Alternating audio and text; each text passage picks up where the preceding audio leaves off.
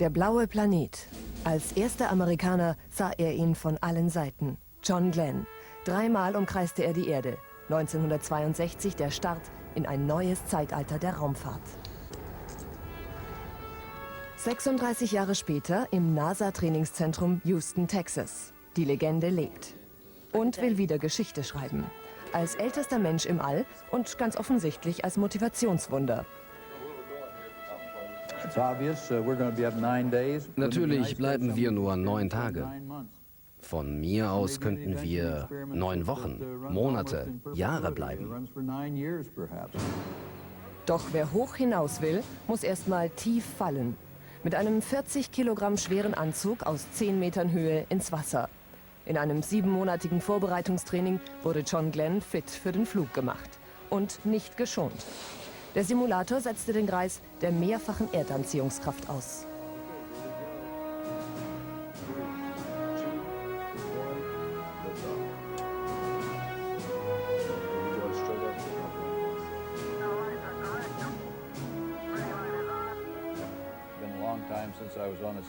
Es ist schon eine Zeit lang her, dass ich in einem Simulator saß.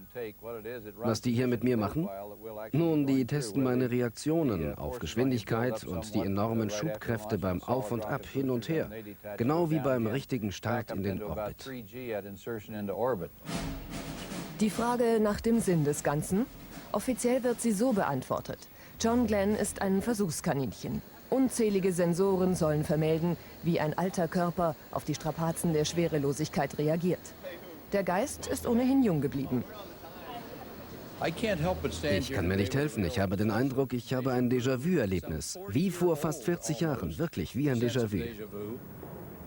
John Glenn im Februar 1962. Der zweite Amerikaner im Weltraum, der erste, der die Erde umkreisen soll.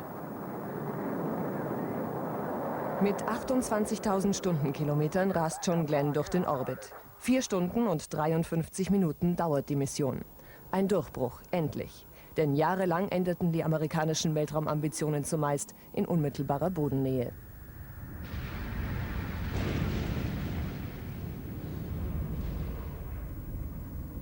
In Zahlen ausgedrückt, 50% aller Startversuche waren nicht erfolgreich.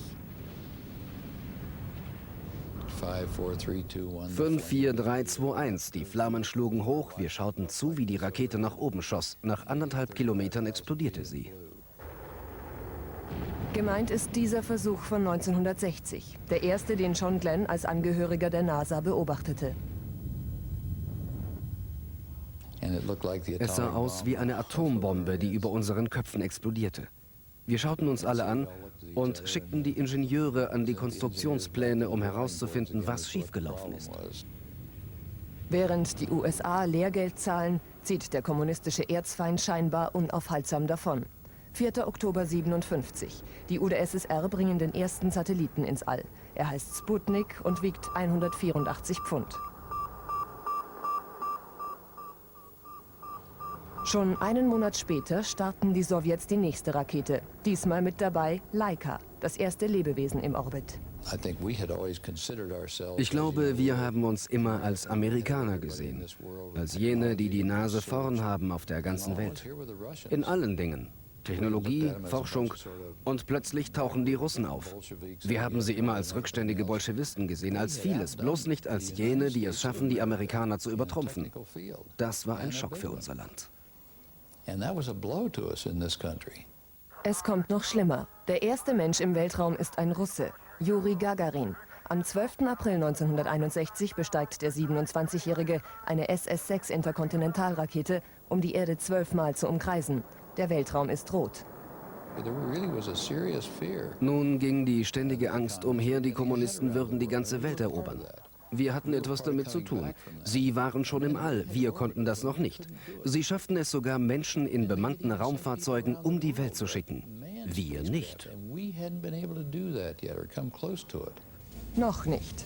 Für den dringend notwendigen Gegenzug setzen die USA auf einen 40 Jahre alten Haudegen, John Glenn, Kampfpilot im Zweiten Weltkrieg und Veteran des Korea-Feldzuges. 149 Einsätze hat er auf dem Buckel. Einmal schießt er innerhalb von 9 Tagen 3 MiGs ab. Glenn ist seit frühester Jugend begeisterter Flieger, im Gegensatz zu seiner Frau. Anne Margaret ist inzwischen seit 55 Jahren mit John Glenn verheiratet.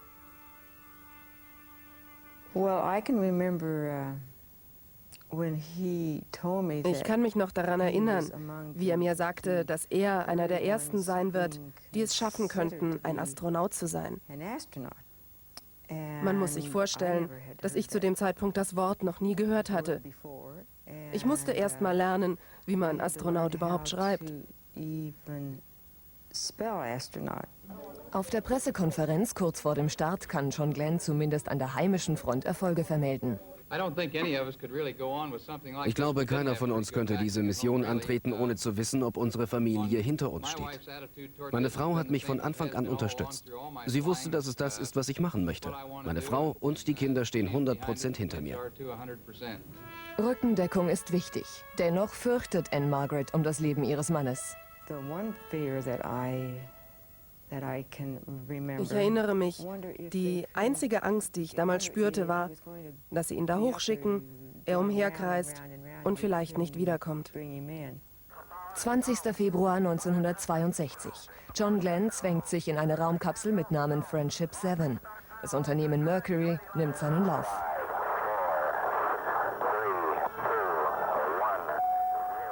Der Kontrollraum wünscht noch alles Gute, dann zündet die Atlas-Rakete. Godspeed, John Glenn. Tape is go. We're standing by for you. Roger, backup clock is started. Underway. Auf John Glenn wirkt jetzt das 7-fache der Erdanziehungskraft. 11-mal musste der Start verschoben werden. Diesmal geht alles glatt. Erleichterung im Kontrollraum. Roger, tape is go and I am go. Our capsule is in good shape. Roger, 7. Die Raumkapsel schwebt 260 Kilometer über der Erde. Ohne Probleme werden die 3 Umrundungen absolviert. Dann folgt der kritischste Punkt der Reise, die Rückkehr. Kurz vor dem Eintauchen in die Erdatmosphäre meldet sich Houston. 5, 4, 3. We are recommending that the retro package not, I say again, not be jettisoned. This is Friendship 7. What is the reason for this? Do you have any reason? Over? None at this time. Beim Wiedereintritt konnte ich sehen, wie irgendetwas an uns vorbeiflog. Ich war mir nicht sicher, ob es die Bremsrakete oder das Hitzeschild war. Das waren Momente, die große Konzentration erforderten, um es milde auszudrücken. Aber es gab nichts, was ich hätte tun können. Wenn es brennt, würde es eben brennen. Im Kontrollraum auf der Erde Stille. 4 Minuten und 20 quälende Sekunden scheint es, als wären Raumkapsel und Pilot verglüht. Ich betete. Ich betete. Im Zielgebiet hält man Ausschau nach der Kapsel. 20 Kilometer höher steuert John Glenn die Friendship 7 per Hand durch die Atmosphäre. In 3500 Metern Höhe ging der Hauptfallschirm auf. Das war ein wunderschöner Augenblick. Marinesoldaten bergen die Wellblechkapsel aus der offenen See. An Bord ein unversehrter John Glenn. Mit einer Sondermaschine geht es zurück zur Familie.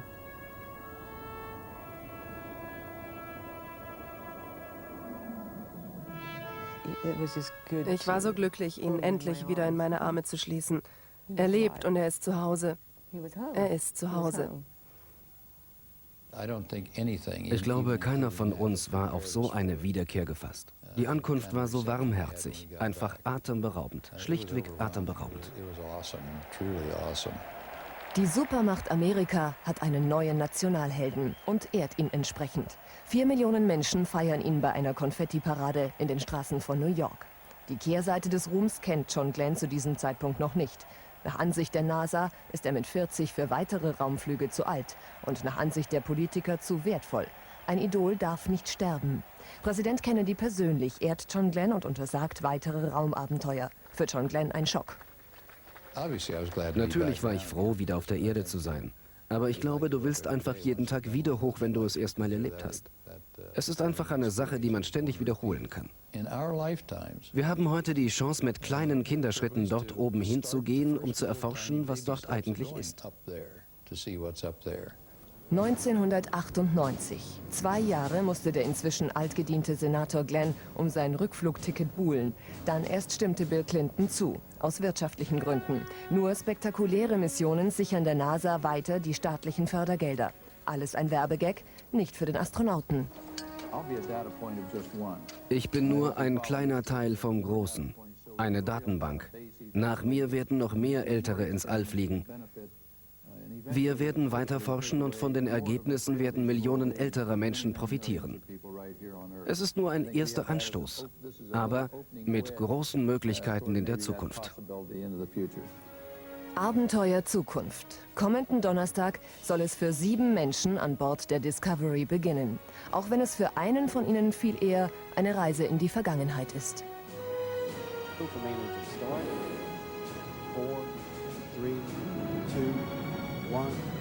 0. We have booster ignition and liftoff of the Space Shuttle Discovery as NASA embarks on the final mission to dock with Russia's Space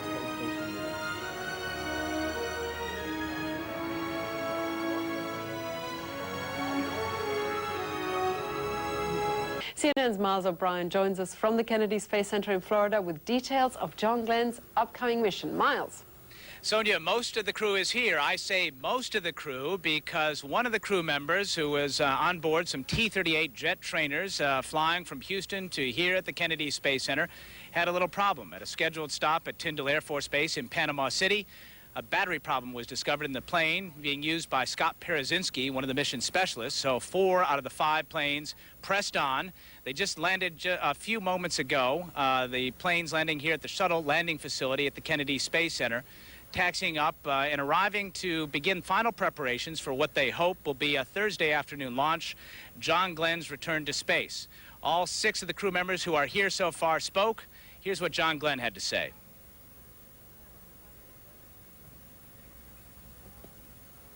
Surprised at the outpouring of interest in this flight. And it's really gratifying to see people get so fired up about the space program again and about their interest in it. And this is going to be a very research-rich flight. We've got about 83 different projects on this, and I couldn't have, if I'd had my own pick of people, I don't think I could have picked better than the people I'm going to be flying with. So we're just looking forward very, very much to Thursday and getting off on time, we hope. We can keep that weather out of here that's down south. And this is just a great group of people. I'm honored to be with them. Thank you. All right, a little earlier in the day, John Glenn's wife of 54 years, Annie Glenn, was interviewed on NASA television. She is not a frequent person to give a lot of interviews. She's a lifelong stutterer and has some difficulty speaking in public, but she spoke at length about how excited her husband is and about the fear that she and her family might have about him returning to space. I think he's going to enjoy it, to be up there, and he's going to be able to... I mean, there's not going to be any pressure on his body, and he's going to enjoy it.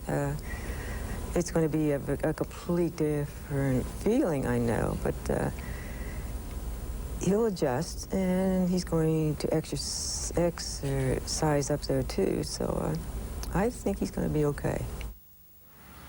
The crew member who remains at Tyndall Air Force Base in Panama City, Florida, Scott Parazynski, will be picked up by a fresh T-38 flown by a shuttle commander. He should be here at 5:30 p.m. Eastern Time, that is local time, and the crew will begin its final preparations for what they hope is a launch on Thursday afternoon. Miles O'Brien, CNN, reporting live from the Kennedy Space Center. Sonia? Okay, thanks, Miles. And CNN plans to bring you live coverage of the shuttle launch that is scheduled for Thursday. And World News from Washington will continue in just a moment.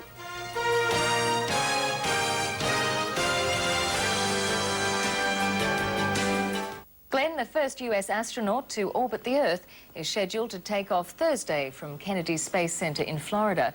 Glenn is returning to space after a gap of 36 years. He'll be traveling with 6 other crew members.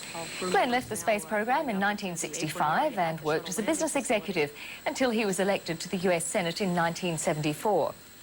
It was announced in January that Glenn would be part of this latest mission in space.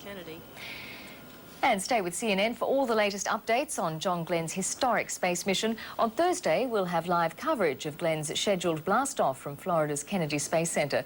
You can catch that special coverage with Walter Cronkite and CNN's Miles O'Brien at the times shown on your screen. You can also catch the latest on our website, including 360-degree images, which will help you imagine what it's like to be inside a space shuttle. That's at cnn.com/Glenn. And that wraps up this edition of World News Europe. I'm Juanita Phillips in London. Thanks for joining us. Insight is up after the break. Bye-bye.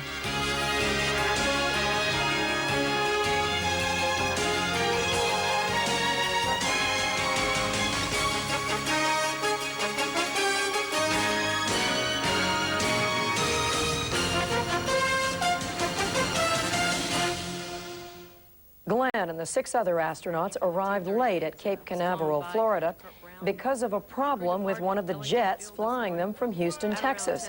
36 years ago, Glenn became the first American to orbit the Earth. If nature cooperates, the 77-year-old Glenn will become the oldest person in space when Shuttle Discovery lifts off. For now, officials say they are not too worried about the weather. Near term, we're not particularly concerned. When we get into the weekend and beyond, there is some concern. We're not sure exactly where Mitch is going to go. At Cape Canaveral, Florida, it was family day for the astronauts about to leave their loved ones to orbit the Earth. But first, they gave the bulky spacesuits one last check for fit. 77-year-old John Glenn spent the afternoon on the beach with his family. Veteran newsman Walter Cronkite will co-anchor CNN's extended coverage, along with Miles O'Brien, of John Glenn's return to space this Thursday, 36 years after his last flight. Meanwhile, CNN's Jill Doherty reports on the cosmonaut who beat Glenn into space the first time. October 4th, 1957. A Soviet rocket blasts off carrying a strange metal object, a kind of basketball with antennas. They call it Sputnik, the first man-made satellite in history. The world is stunned. The space race has begun. It was rivalry, not just competition, but true rivalry. It was important both for the Soviet Union and for the United States to confirm themselves as world powers. Yet cosmonaut German Titov, one of Russia's space pioneers, says Sputnik was almost an afterthought. We were always playing catch-up with the Americans. The Americans detonated the first atomic bomb, built the first strategic bombers. They had military bases all around the Soviet Union. If there was a conflict, we needed to be able to reach America. That's why we created our rocket technology. We already had the missile. We just put the satellite on it instead of an atomic warhead, and it flew. That was, of course, a surprise. Russia's space victories come in rapid succession. The Soviets launch a dog, Laika, into space. It doesn't survive. But Belka and Strelka do. Back on Earth, they hold a canine news conference. April 1961, Yuri Gagarin becomes the first man in space. German Titov beat John Glenn into space by a half year. In February of 1962, Glenn circled the globe. Titov says he had photographs of Glenn and thought how interesting it would be to meet. It happened in 1962. We met in President Kennedy's Oval Office. He invited John Glenn and me. After that, we went to Glenn's house, and he told me that he was thinking about going into politics. This idea that somehow Glenn became a U.S. senator. German Titov later became a member of the lower house of the Russian parliament. But he still feels a kind of rivalry with Glenn. He's going to break the record for being the oldest man in space. I'd really like to go again myself, but I might not have enough time. I've got to wait at least another 15 years until I'm 78. I really envy Glenn, and I wish him all the best. Jill Doherty, CNN, Moscow. It was in June Bereits im Juni 1996 habe ich dem Verantwortlichen, Daniel Goldin, gesagt, dass in diesem Bereich die Forschung einsetzen sollte. Das wurde dann über ein Jahr lang von der NASA gemacht. Ich hatte inzwischen die körperliche Eignung noch einmal bestanden. Daher wurde entschieden, dass das ein Experiment wert sei. Dan Goldin decided that this would be a good project for NASA. Doch das bedeutete erst einmal harte Arbeit für den Senior-Astronauten. I have a tendency of hitting my head here, so why don't you come on over here? That's the radio. And John, for your flight. Adam Clayton ist Glens Trainer. Wie die meisten, die den Flug des 77-Jährigen vorbereiten, ist er so jung, dass er Glens Enkelsohn sein könnte. John, the kind of questions he's been asking, you can definitely tell. Aufgrund der Fragen, die er stellt, kann ich als Ausbilder sagen, dass er sich peinlich genau auf den Flug vorbereitet. Er hat einen sehr wachen Verstand. Als ich ihm einmal in einer Übungssitzung etwas erklärte, konnte er sich daran in einer sehr viel späteren Sitzung, die etwas Ähnliches behandelte, noch genau erinnern.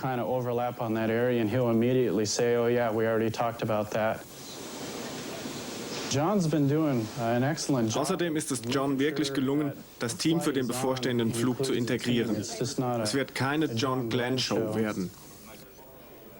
Dennoch, das Interesse an Glenn ist gigantisch. Und nicht nur bei den Medien.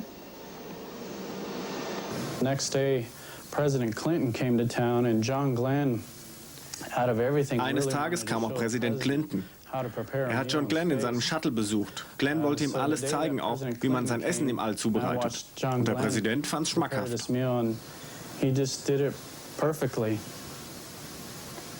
Verhungern wird der 77-Jährige auf seinem 212-stündigen Weltraumflug also nicht. Aber dafür stehen andere Gefahren an. Some of the water training that John Glenn has been doing pertains strictly with emergency egress. Das Training hier im Wasser ist für den Notfallausstieg. Denn wenn es dazu kommt, wird es höchstwahrscheinlich über oder im Wasser sein.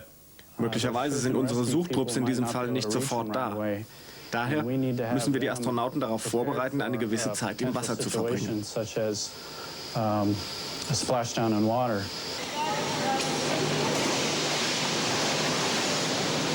We drop them into a pool.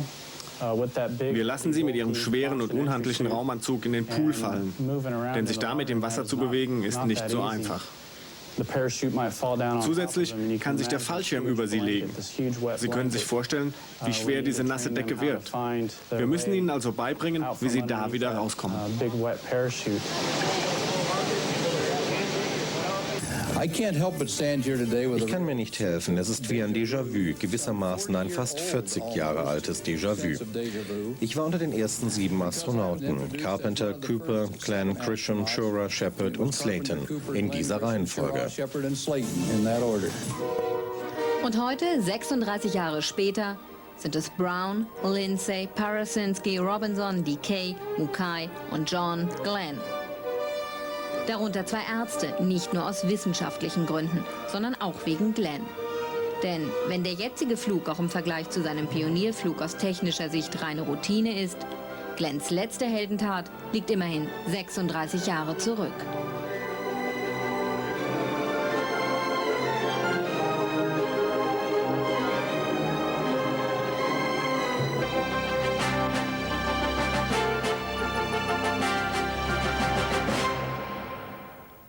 Sentimental Journey. One of the most famous faces of an earlier era puts a new wrinkle on spaceflight. John Glenn, aged 77, is going back. Hello and welcome. John Glenn has waited 36 years to return to space. By all accounts, the weather, the rocket, and the last-minute preparations will not keep him waiting much longer. At 1900 hours GMT Thursday, the space hero of an earlier generation of Americans is set to go off on another adventure. On our program today, a singular man and his second mission. A mission with an intriguing mix of futurism and nostalgia. CNN's John Zarella is in a good position to take us in for a look at both aspects. He joins us from the old Mercury Mission Control Room at Cape Canaveral, Florida. John? Jonathan, this certainly is a piece of history, some very hallowed ground. To think back 36 years ago on February 20th, 1962, when John Glenn lifted off, this is where his flight, his 3 orbits, was controlled from. This is mission control. All of the Mercury flights and the first of the manned Gemini flights was controlled here. Flight surgeon was here. Guidance and navigation control here. You have an old cigarette ashtray here. I can take it out and show you. That's from a different time, at different values back in those days. Every console except the flight surgeon had one of these ashtrays in it. It certainly is a nostalgic place, but as we look back here at history, we have to look forward too. And interestingly enough, today the astronauts went out to the Shuttle pad, which is about 10, 15 miles from here, to take a last-minute look at their bird. And boy, you talk about luck for some folks in a bus. All of a sudden, here they are, the astronauts riding in an open car, and one of the tour buses got a terrific sight. The astronauts shaking and waving at them, the people taking pictures of them. So quite an impromptu moment there that no one thought would ever happen. But the vehicle, as you mentioned at the top of the program, is believed to be in excellent shape. NASA is not working any problems with the vehicle Discovery. It is in fine condition. Last-minute checkout going on the vehicle now. Tomorrow morning, of course, very early in the morning, they will start fueling the giant tank, the external tank for the flight, which is at 2 p.m. Eastern time tomorrow afternoon. Then the astronauts will get up and they'll have breakfast. All of this, of course, has meant some very, very, very tight security. I can tell you that as you come in here, Jonathan, you can see bomb-sniffing dogs. You have to drive your vehicle over an area where there are cameras to look up underneath the vehicle, opening up the vehicle so that you can have it checked by security officers, men with semi-automatic weapons. It's the kind of security that I have never seen in about 15 years of covering shuttle flights, but NASA officials say it is just something that's unavoidable. Due to obviously the focus in this area and what's going on in the world, you have to be more heightened with your security precautions. And that's what you see here now, and obviously that would be the case tomorrow. It's a common sense thing to do, considering the environment, the attention this is getting, and what's going on in the world. Certainly that kind of attention, about 300,000 people expected in this area to watch the launch. Still some pros and cons as to whether John Glenn should be flying. As much hoopla as there is, there are some people who don't think he should, others who think, well, maybe he should be going. CNN's Mark Potter has the story. Since the day he was selected for his historic return to space, John Glenn has argued that the pursuit of science is the only important reason he was picked. We don't have joyrides in space just because people want to go. The main reason is it's scientific research. NASA says Glenn's study of the physical effects of weightlessness in space and their similarities to afflictions of the aged here on Earth is valid, peer-reviewed science and could lead to follow-up missions. It's going to take a year or two to understand that science. It'll be published, and then we'll make a decision. Shall we pursue more ground-based research, or is it worthwhile to send another 5 to 10 older Americans into space to get more data? Researchers at the National Institute on Aging agree Glenn's studies could be another important step toward learning whether the effects of aging can be reversed. These are not going to be conclusive studies, but they will be potentially studies which can point the way to future areas in which age might be more explicitly studied as a topic of further experimentation. But the Glenn mission certainly has its critics. Dr. Alex Rowland is chairman of the history department at Duke University and a former NASA historian. He believes the science is flawed and is merely a pretext for NASA's public relations windfall. I think it trivializes science, and it trivializes NASA in a way. It suggests that they don't know a scientific experiment when they see them. And so the arguments continue and may never be settled over whether the Glenn mission is about science, NASA public relations, or a nostalgic return to America at its best. What is known is that millions of people around the world will be watching and celebrating the event. Mark Potter, CNN, at the Kennedy Space Center. Unless there are any technical problems with the vehicle, the weather certainly appears as if it's going to cooperate. Air Force meteorologists say 100% chance of good weather for the launch tomorrow. If there is any delay for technical reasons, 100% chance of good weather on Friday. So it looks as if this mission has a very good chance of getting off the ground tomorrow afternoon. Jonathan? John, we're going to come back to what Mark Potter was talking about. This does seem more like a Hollywood production than a NASA space flight. Among the people you're talking to there, are there any second thoughts about what a media event this has all become?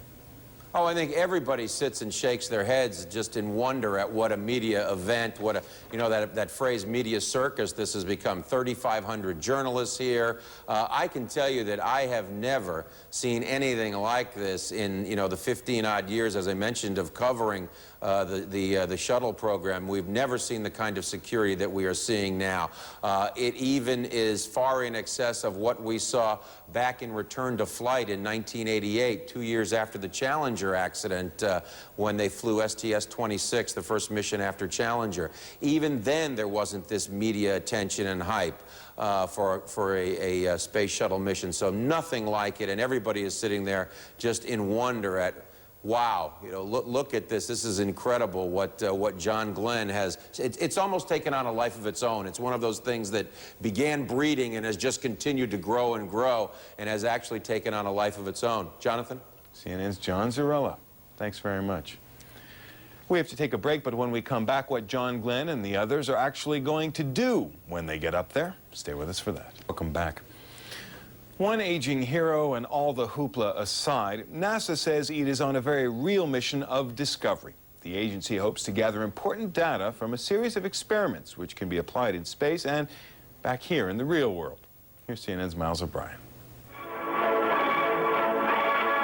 Good morning. It's Orbit 11. The vehicle's looking good. Astronauts and old people have a lot in common. Take sleep, for example. Space travelers have a hard time getting a good night's rest, just like many elderly folks do on Earth. To better understand why, John Glenn and Japanese payload specialist Shiaki Mukai will don electronic hairnets to monitor their sleep patterns. In addition, they'll also swallow a very large pill containing a very tiny transmitter. The transmitter will periodically, every 15 seconds or so, send the temperature that is sensed by the pill to a little receiver that is worn on the outside of the abdomen, usually on the belt. Those temperatures are key to understanding the sleep patterns scientists call circadian rhythms. In the second half of the sleep study, researchers will try to find a solution. For that, Mukai will take melatonin to see if that might make astronauts sleep better. Glenn was disqualified from this aspect of the study because he did not meet all the necessary medical criteria. But researchers insist that's not a total loss for the experiment. Glenn and 3 other Discovery crew members will also be taking a look at balance, specifically why astronauts have a hard time keeping it as they exit the shuttle. Scientists hope they can come up with a way of steadying space legs. An astronaut to engage in some activities that might normally be easy for him to use or her to use, but after flight with the decreased balance control, put them in a precarious situation. And in Glenn's case, they'd like to see if experience dealing with loss of balance control brought on by old age makes matters worse or better. Returning to Earth can be hard on an astronaut's heart. Without gravity, the cardiovascular system doesn't have to work as hard as on Earth. When they stand up after landing, many astronauts feel lightheaded or even faint because their hearts haven't yet readapted to life with gravity.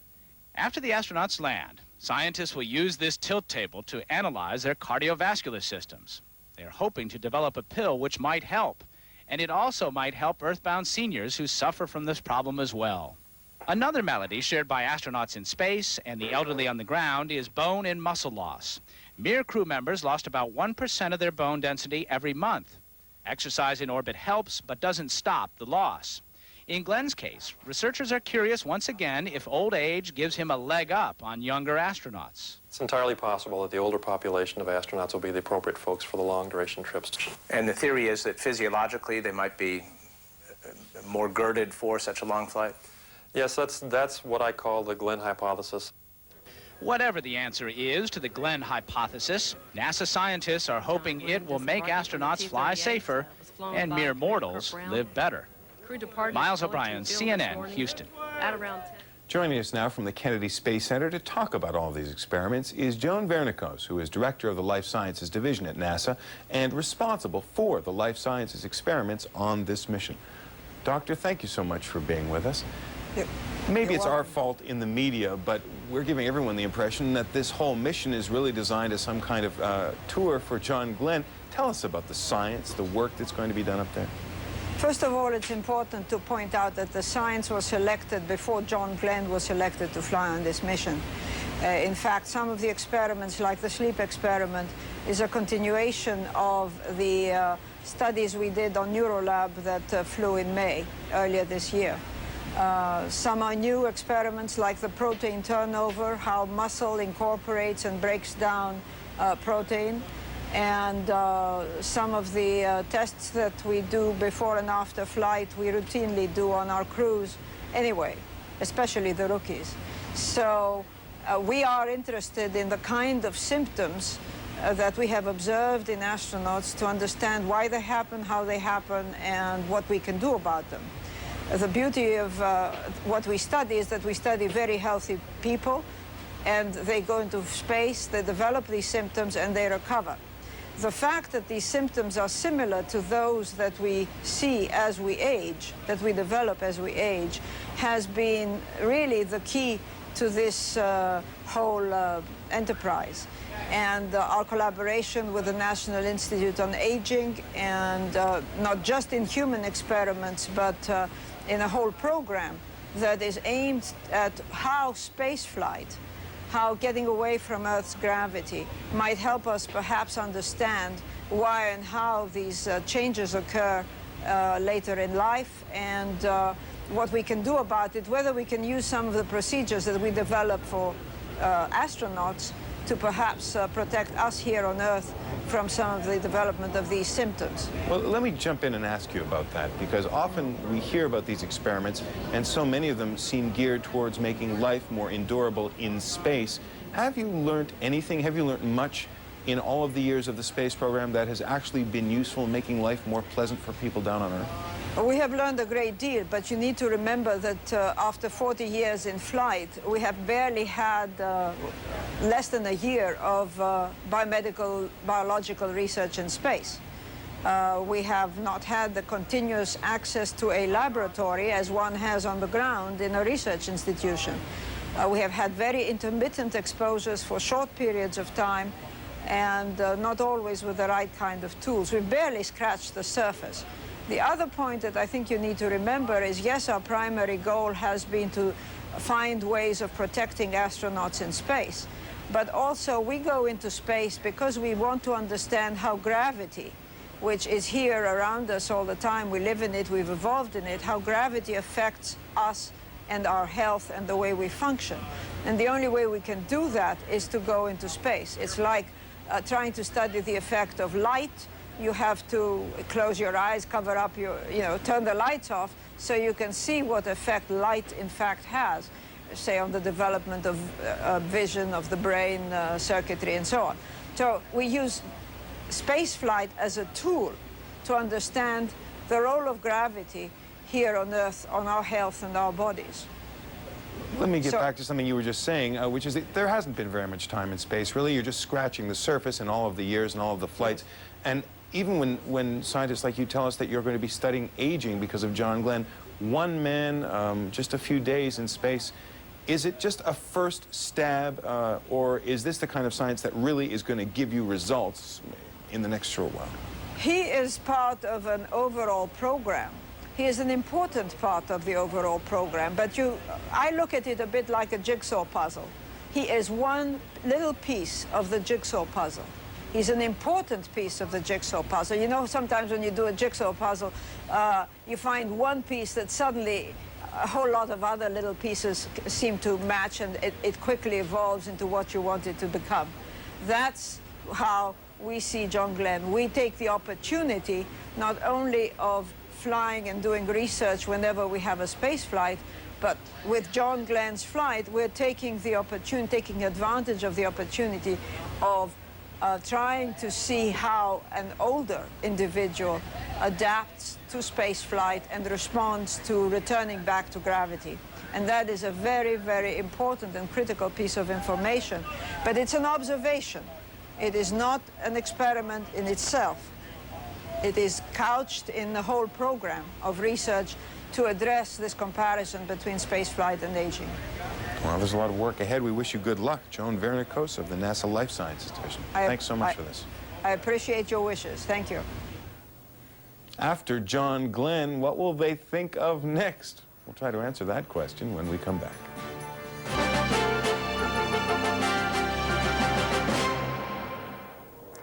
Who could have believed in the early days of the space program the achievements that would be made in just a few decades? Likewise, it's difficult to imagine what amazing discoveries and breakthroughs may lay ahead on an infinite horizon. Welcome back. Much of the progress made so far has come from placing mankind physically in space. It is spectacular, but the cost is astronomical.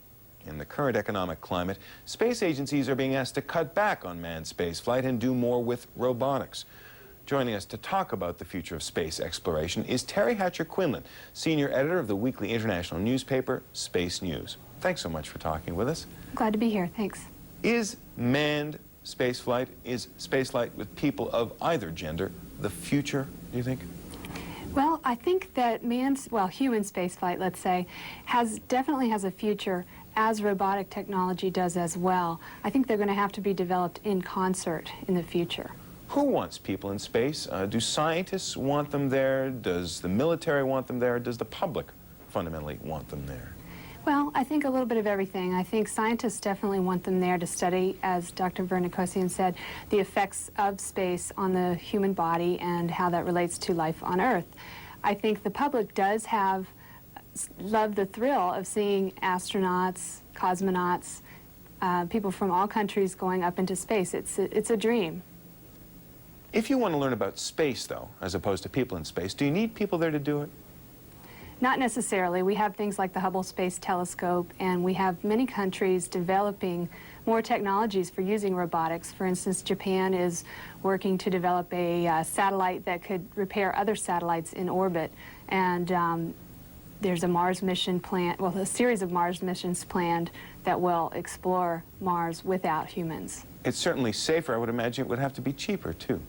Much cheaper. For instance, NASA came up with what they called a reference mission for sending humans to Mars, and the first cost figure they came up with was $40 to $50 billion. And the Mars Pathfinder mission that landed on Mars last year was about $250 million. So that's about 100 to 200 times more. Now, we're having this conversation, of course, on the eve of a shuttle flight. How much longer are shuttles expected to fly with people in them? Well, I think the shuttle in some form will continue for the next few decades. NASA has hired 5 companies to study the issue of how long the shuttle should last. And one of the options is to continue through the year 2020 or to replace the shuttle as soon as feasible. And that's something that the companies are supposed to come in with their results in a few months, and then NASA will make a decision on how long to keep the shuttle going. Part of the calculation, I guess, is going to be the International Space Station, which is supposed to be built. I don't read the specialty press, but when I read the paper and see it mentioned, it's because some money that was supposed to be there is being cut back. Some date that had been scheduled is being pushed back. Is that thing really going to be built, and is it going to look the way it had been envisaged? Well, it is going to be built, and the first launch is scheduled for November 20th. That's the Zarya module, will be lofted by Russia. And then the first U.S. module, called Unity, will be lofted in December. But it's going to take a lot longer than they originally planned and cost a whole lot more. The current estimate that I have is about $21 billion, although an independent audit said maybe up to $25 billion for the International Space Station. Back so far, their first module will go up, but the service module is the module that has been having some trouble. The money is not getting to the contractors from the Russian government, the money that they need to continue building it. It's most of the way built, and they're now saying it is going to go up. But plans are underway to find a way for NASA to cut back its dependence on Russia because the economic problems are so severe right now. Now, when you see all of the hoopla surrounding John Glenn, do you think that this is going to have some effect on manned flight? And do you think maybe in maybe a less generous moment that that was cynically designed for that purpose? Because that's what a lot of people are thinking. Well, I think there are many benefits to John Glenn flying. Yes, they can test the effects of an older American going up in space. I think it is designed to inspire some enthusiasm for the space program, as NASA's budget has been cut every year. This year they got a mild increase. The Japanese Space Agency has been dealing with budget cuts. The European Space Agency is struggling with how much science to fund. I think the thought is to inspire some enthusiasm. Whether that will work yet remains to be seen. I guess so. Terry Hatcher-Quinlan of Space News, thanks so much for this. Thank you, Jonathan. Just one last word before we go. John Glenn will have 6 crewmates on board with him, and several others who know him well watching from down below. Gordon Cooper was one of the original Mercury 7, and he says that at age 73, he is ready to suit up again if NASA will send him to Mars. Wally Schirra, known among the 7 as Jolly Wally, says he is delighted that Glenn is going up, delighted that it isn't him. That's all we have time for. I'm Jonathan Mann. Thanks for joining us for Insight. Stay tuned. The news continues.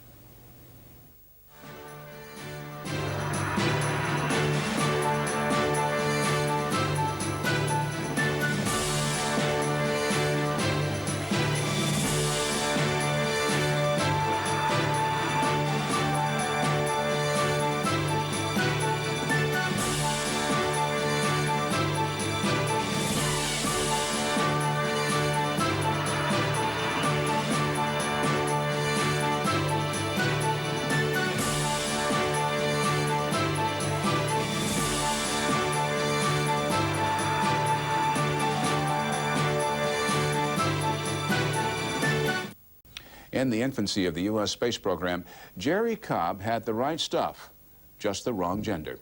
With John Glenn's dramatic return, Cobb is hoping for another shot at the heavens. CNN's Miles O'Brien has more. As far back as I can remember, I was fascinated with the stars, with the sky, with birds, with airplanes. Jerry Cobb was born to fly, and she has lived to fly for more than 50 years.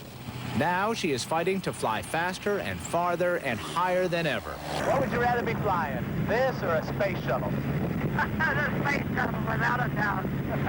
If anyone can make a claim to a seat on the space shuttle, it's Jerry Cobb. She is the first and foremost of the so-called Mercury 13, women who in the early 60s endured the same physical, psychological, and emotional gauntlet as the Mercury 7. Jerry Cobb believes she did earn a ticket into space. But unlike those 7 famous flyboys, she never got it punched. And the way women were treated in the 60s is entirely different than the way they're treated now. By the time she was 16, she had her pilot's license and a Piper Cub, just like this one. By the late 50s, she had broken 4 world records while working as a civilian test pilot. By then, she had logged over 10,000 hours at the controls of just about every aircraft imaginable. She also caught the attention of some NASA scientists. Even though she completed the training in the top 2% of all astronauts, NASA made the sky her limit. But as time passed, Jerry Cobb and the 12 other women found out they didn't have the right stuff. Jerry fought NASA's decision to reject them. She won a hearing before Congress. Her plea was compelling, but it was followed by a devastating rebuttal from, of all people, newly minted national hero John Glenn. Glenn told the committee the fact that women are not in this field is just a fact of our social order. All I did was say the truth of what the selection criteria was, and if people get upset about that, well, that's their problem. Defeated and dejected, Jerry Cobb flew south. Retreating to the uncharted waters of the Amazon River, she tried to change the course of her life. I hadn't been allowed to be useful in space.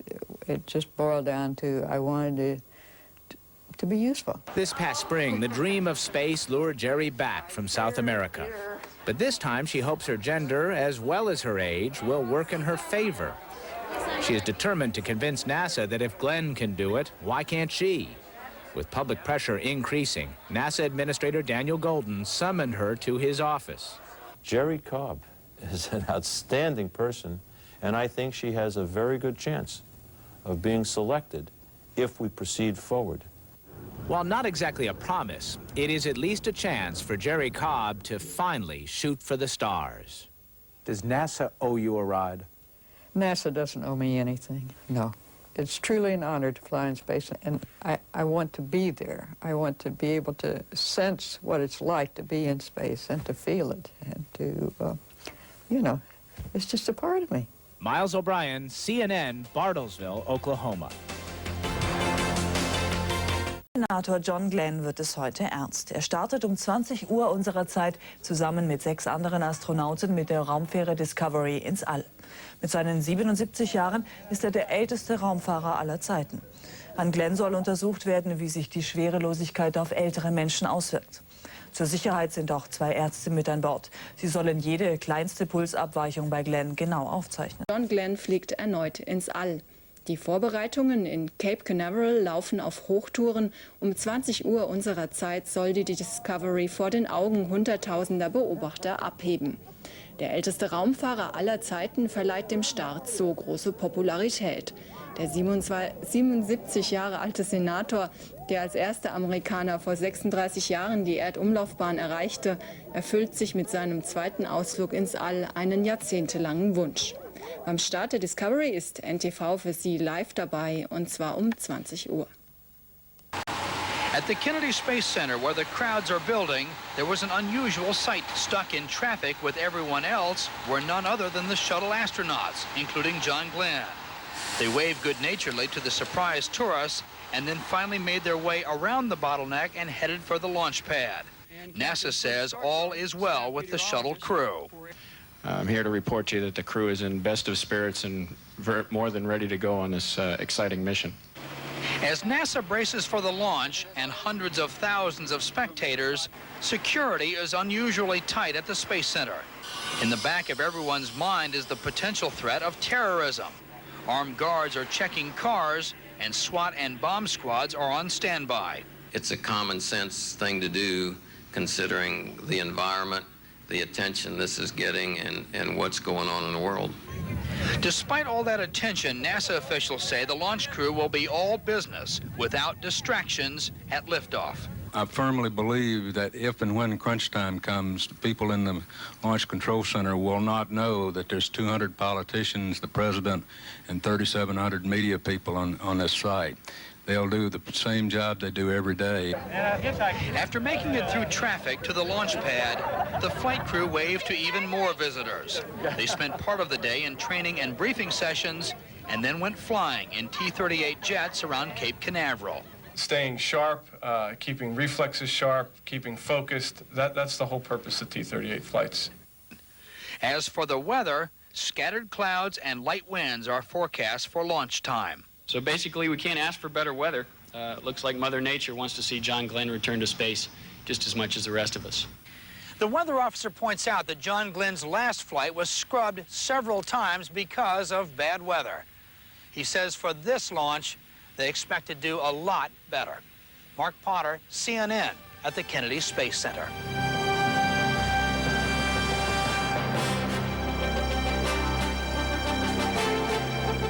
They were strapped into the orbiter and the hatch was closed promptly at 12:30 p.m. Eastern Standard Time. This is the middeck, and in the middle there is John Glenn being attended to by a suit technician. In the foreground, Chiaki Mukai, Japanese astronaut. Everybody getting buttoned up and ready for a tremendous liftoff, 8-minute and 30-second ride into orbit. John Glenn's second ride into orbit. The suit technicians doing their job, the launch pad ready, everyone else ready here and anticipating what is apt to be an historic occasion at 2 p.m. Eastern Standard Time. We've been talking a lot about John Glenn today. We've been talking about a lot of the crew. Let's take a look at John Glenn, a person who people know well, but who is somebody who is a complicated person who's done a lot of things besides fly in space and be a U.S. Senator.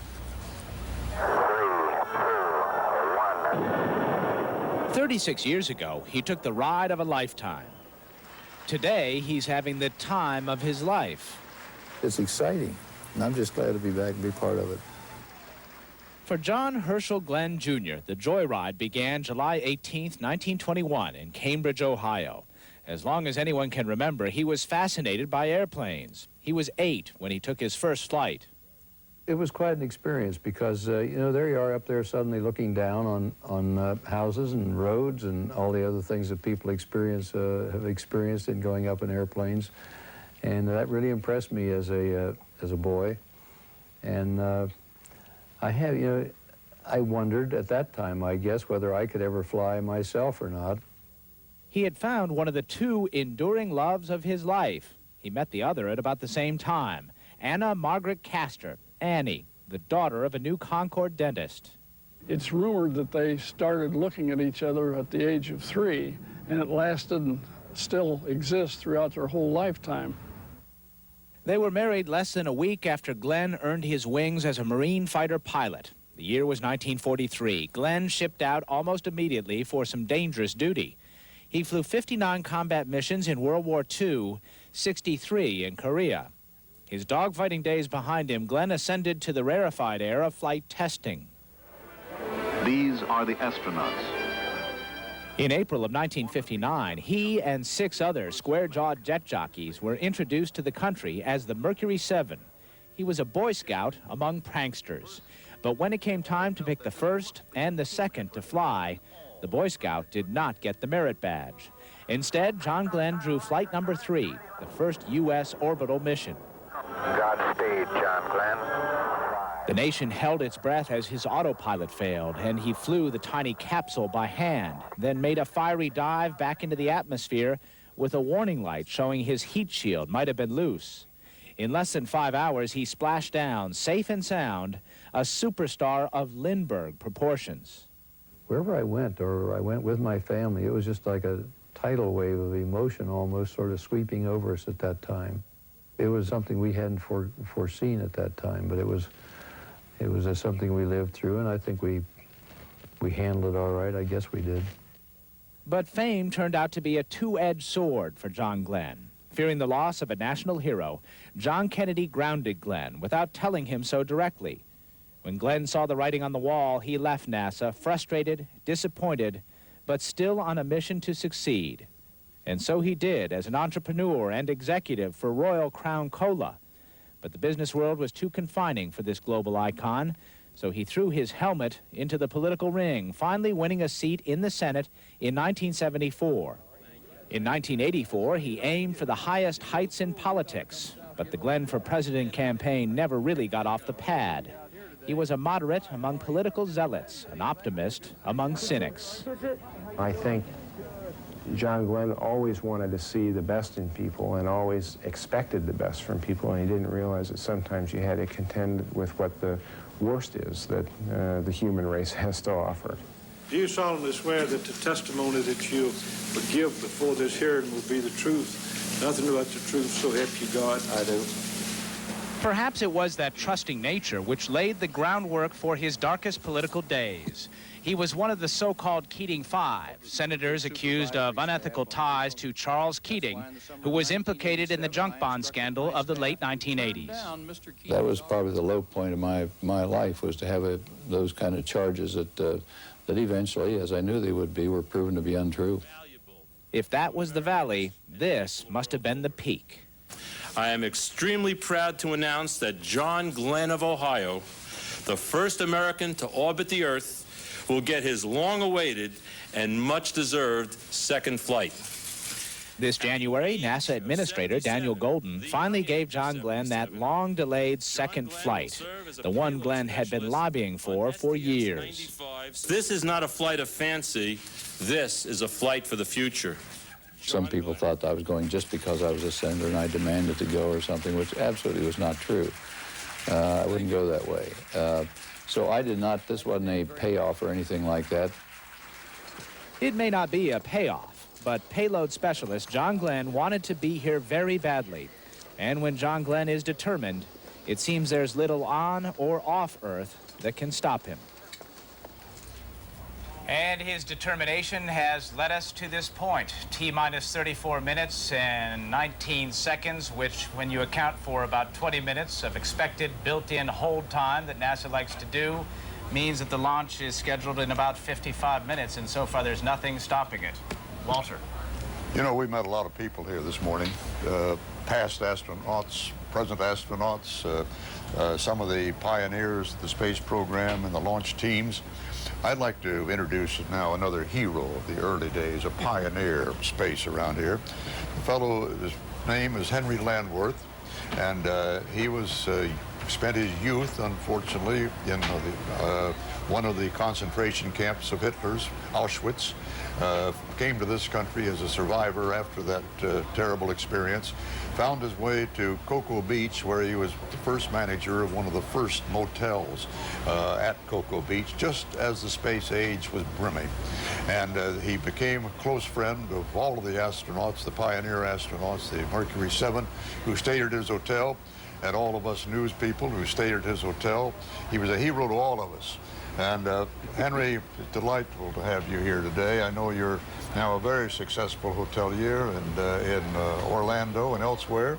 John Glenn is a fellow investor with you in your hotels, and he's a very dear friend of yours. We heard a moment ago from Jimmy Buffett, who was also one of our guests here just a moment ago, about trying to go fishing out here. And I was reminded that Gordon Cooper once took advantage of your hospitality to go fishing. Yes, he did.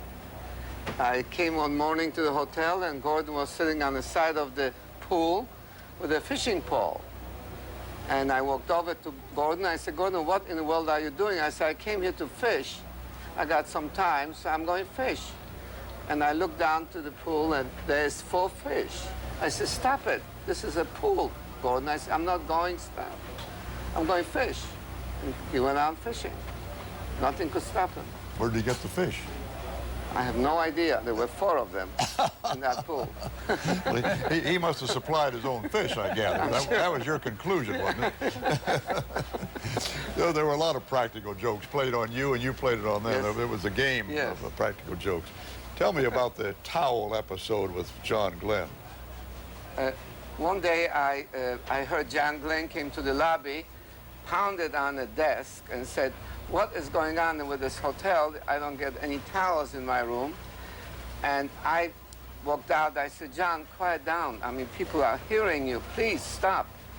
He says, no, you're going to give me the towels. I'm going to demand, and he just make a racket out of this thing. So he went on his mission. He came back, and I put about 2.5-ton truck of towels in his room. He couldn't get into the room. He couldn't open the door. And then he called me up and says, get me out of the room, Henry. I'm sorry about the towels. So that was the story. Henry, we've talked much about the delays of MA6, John Glenn's flight.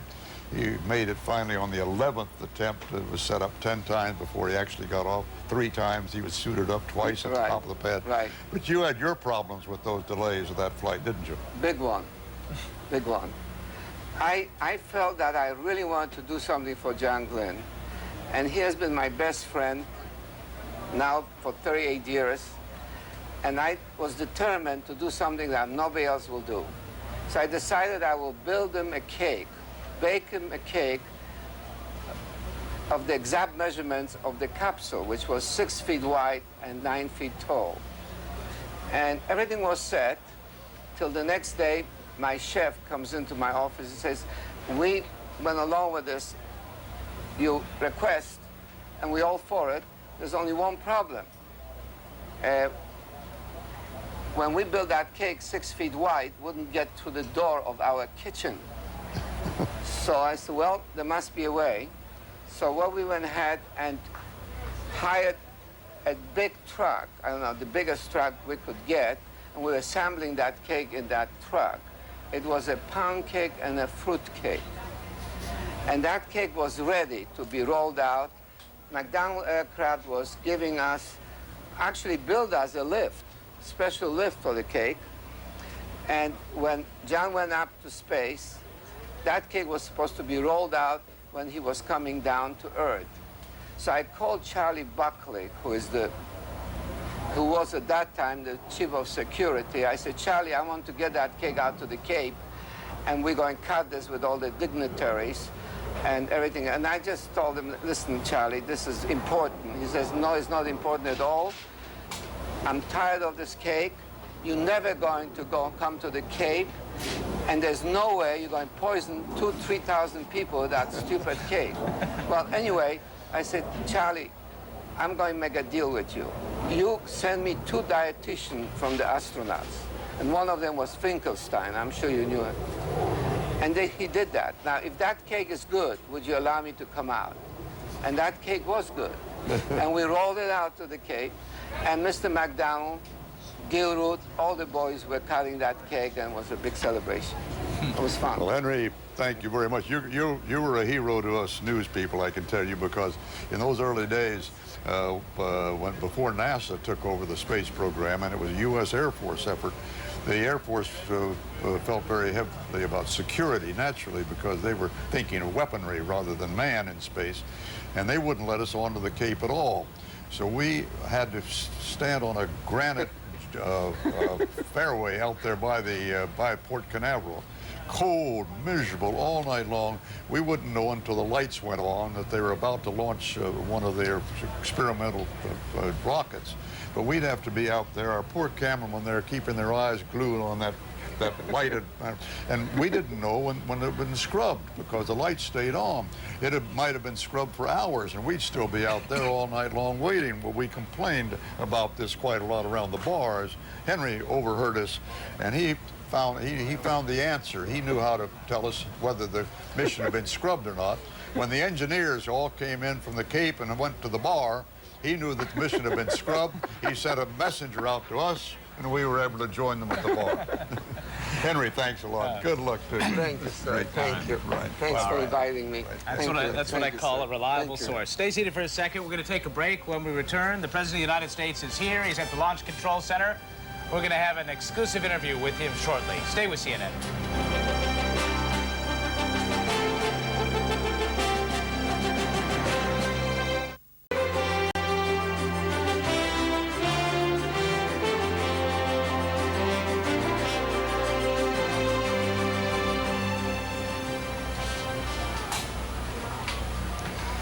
We have a very special guest with us, Miles, at this moment. Well, not exactly with us, around us. President of the United States, Bill Clinton, is over at the Vehicle Assembly Building, right over here, a couple hundred yards away from us.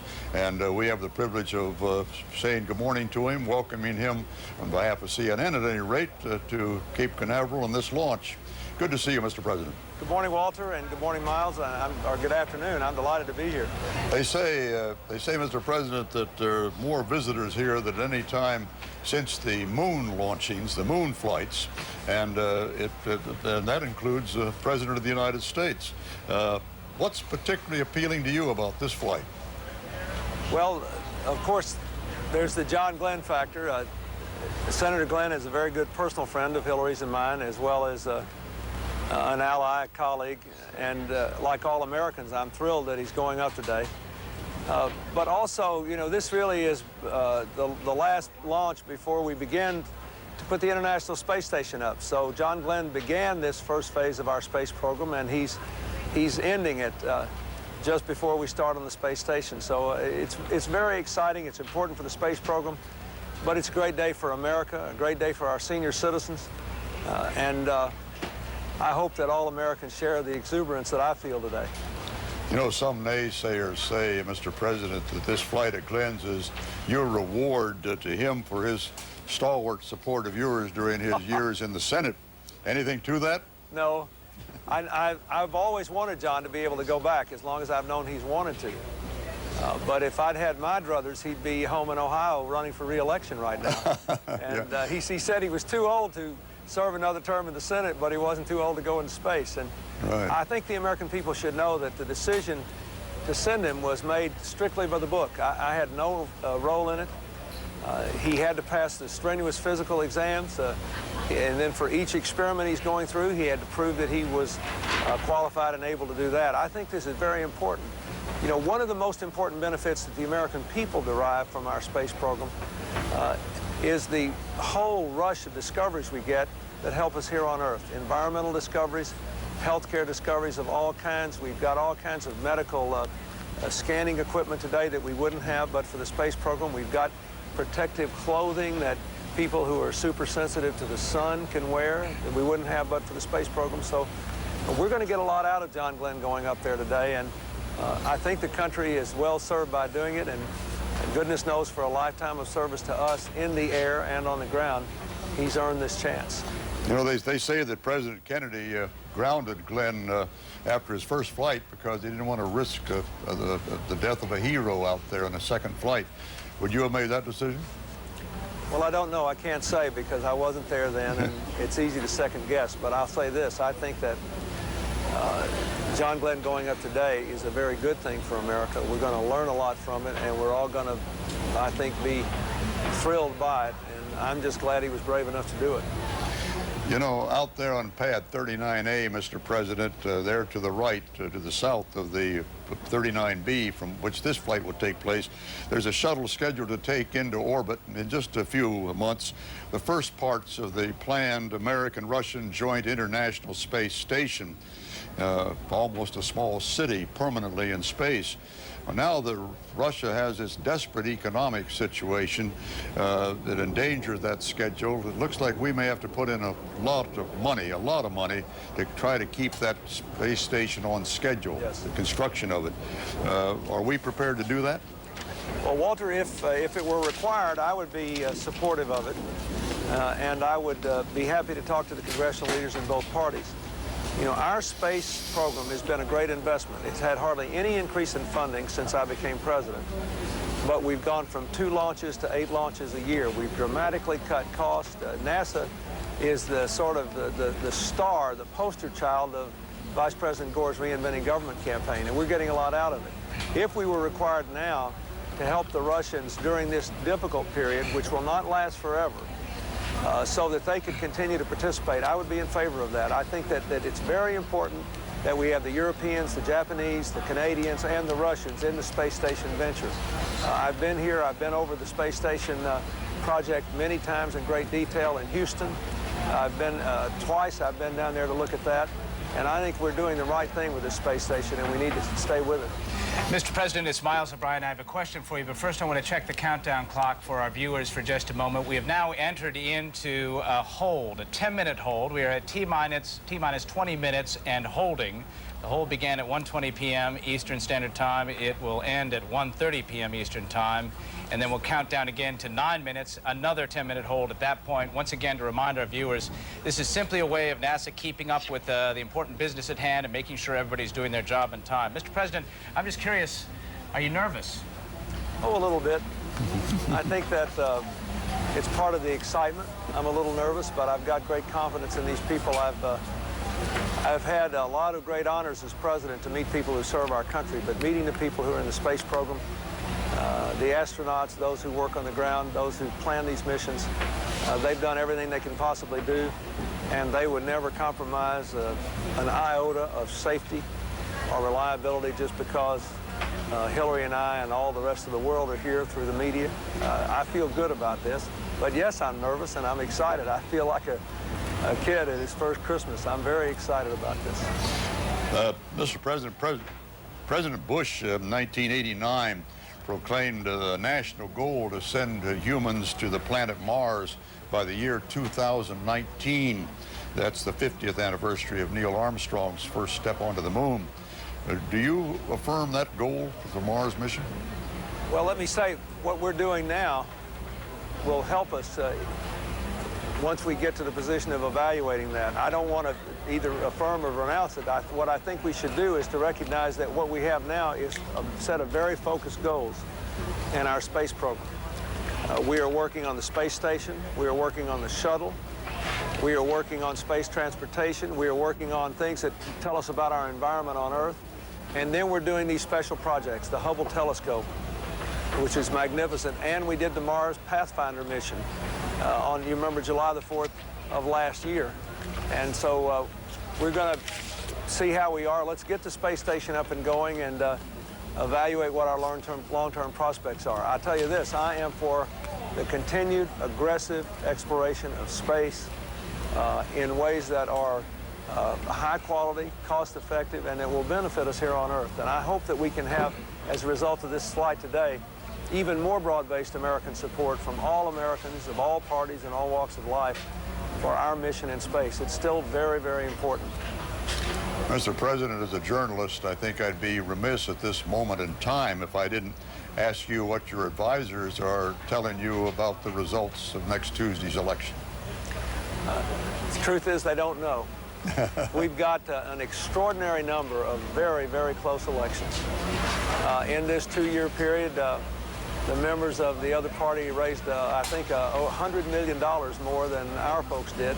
But we've got good candidates and an extremely good grassroots effort, I think a good agenda. The only thing I think I should say today, to avoid being too political, is that it's a very important election.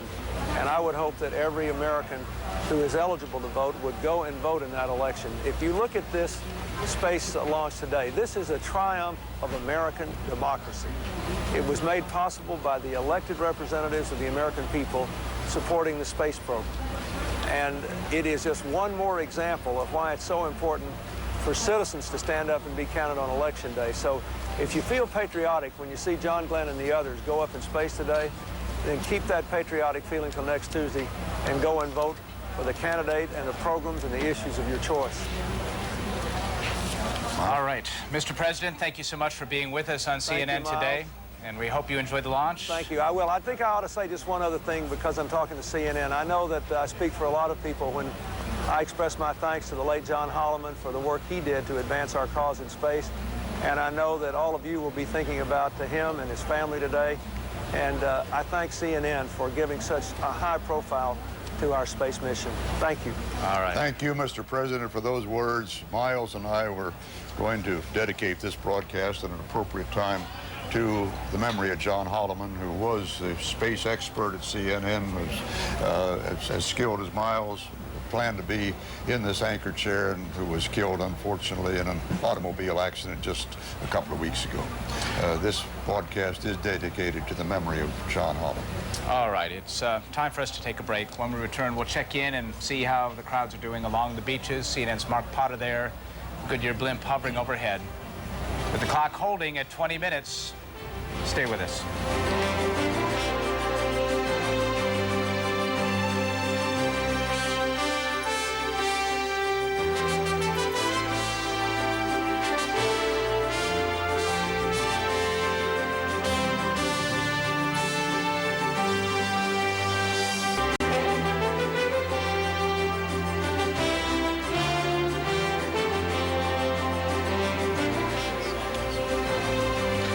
Welcome back live. The Kennedy Space Center, the place, perhaps a place where history will be made in just a short while, a little more than a half hour. That clock reads 20 minutes and holding, T-minus 20 minutes and holding to be specific. We are in the middle of a 10-minute planned hold. That is part of NASA's routine here as they tidy up business, make sure everybody is set to go on to the next level, which will begin at 1:30 p.m. Eastern Time. They will count the clock down to 9 minutes and engage in another 10-minute hold. Once again, all this is about safety. All this is about making sure everybody's doing their job right. All this is about making sure we have a safe flight today. Nothing on the horizon whatsoever, which would indicate the shuttle will not launch on time at 2 p.m. Eastern Standard Time.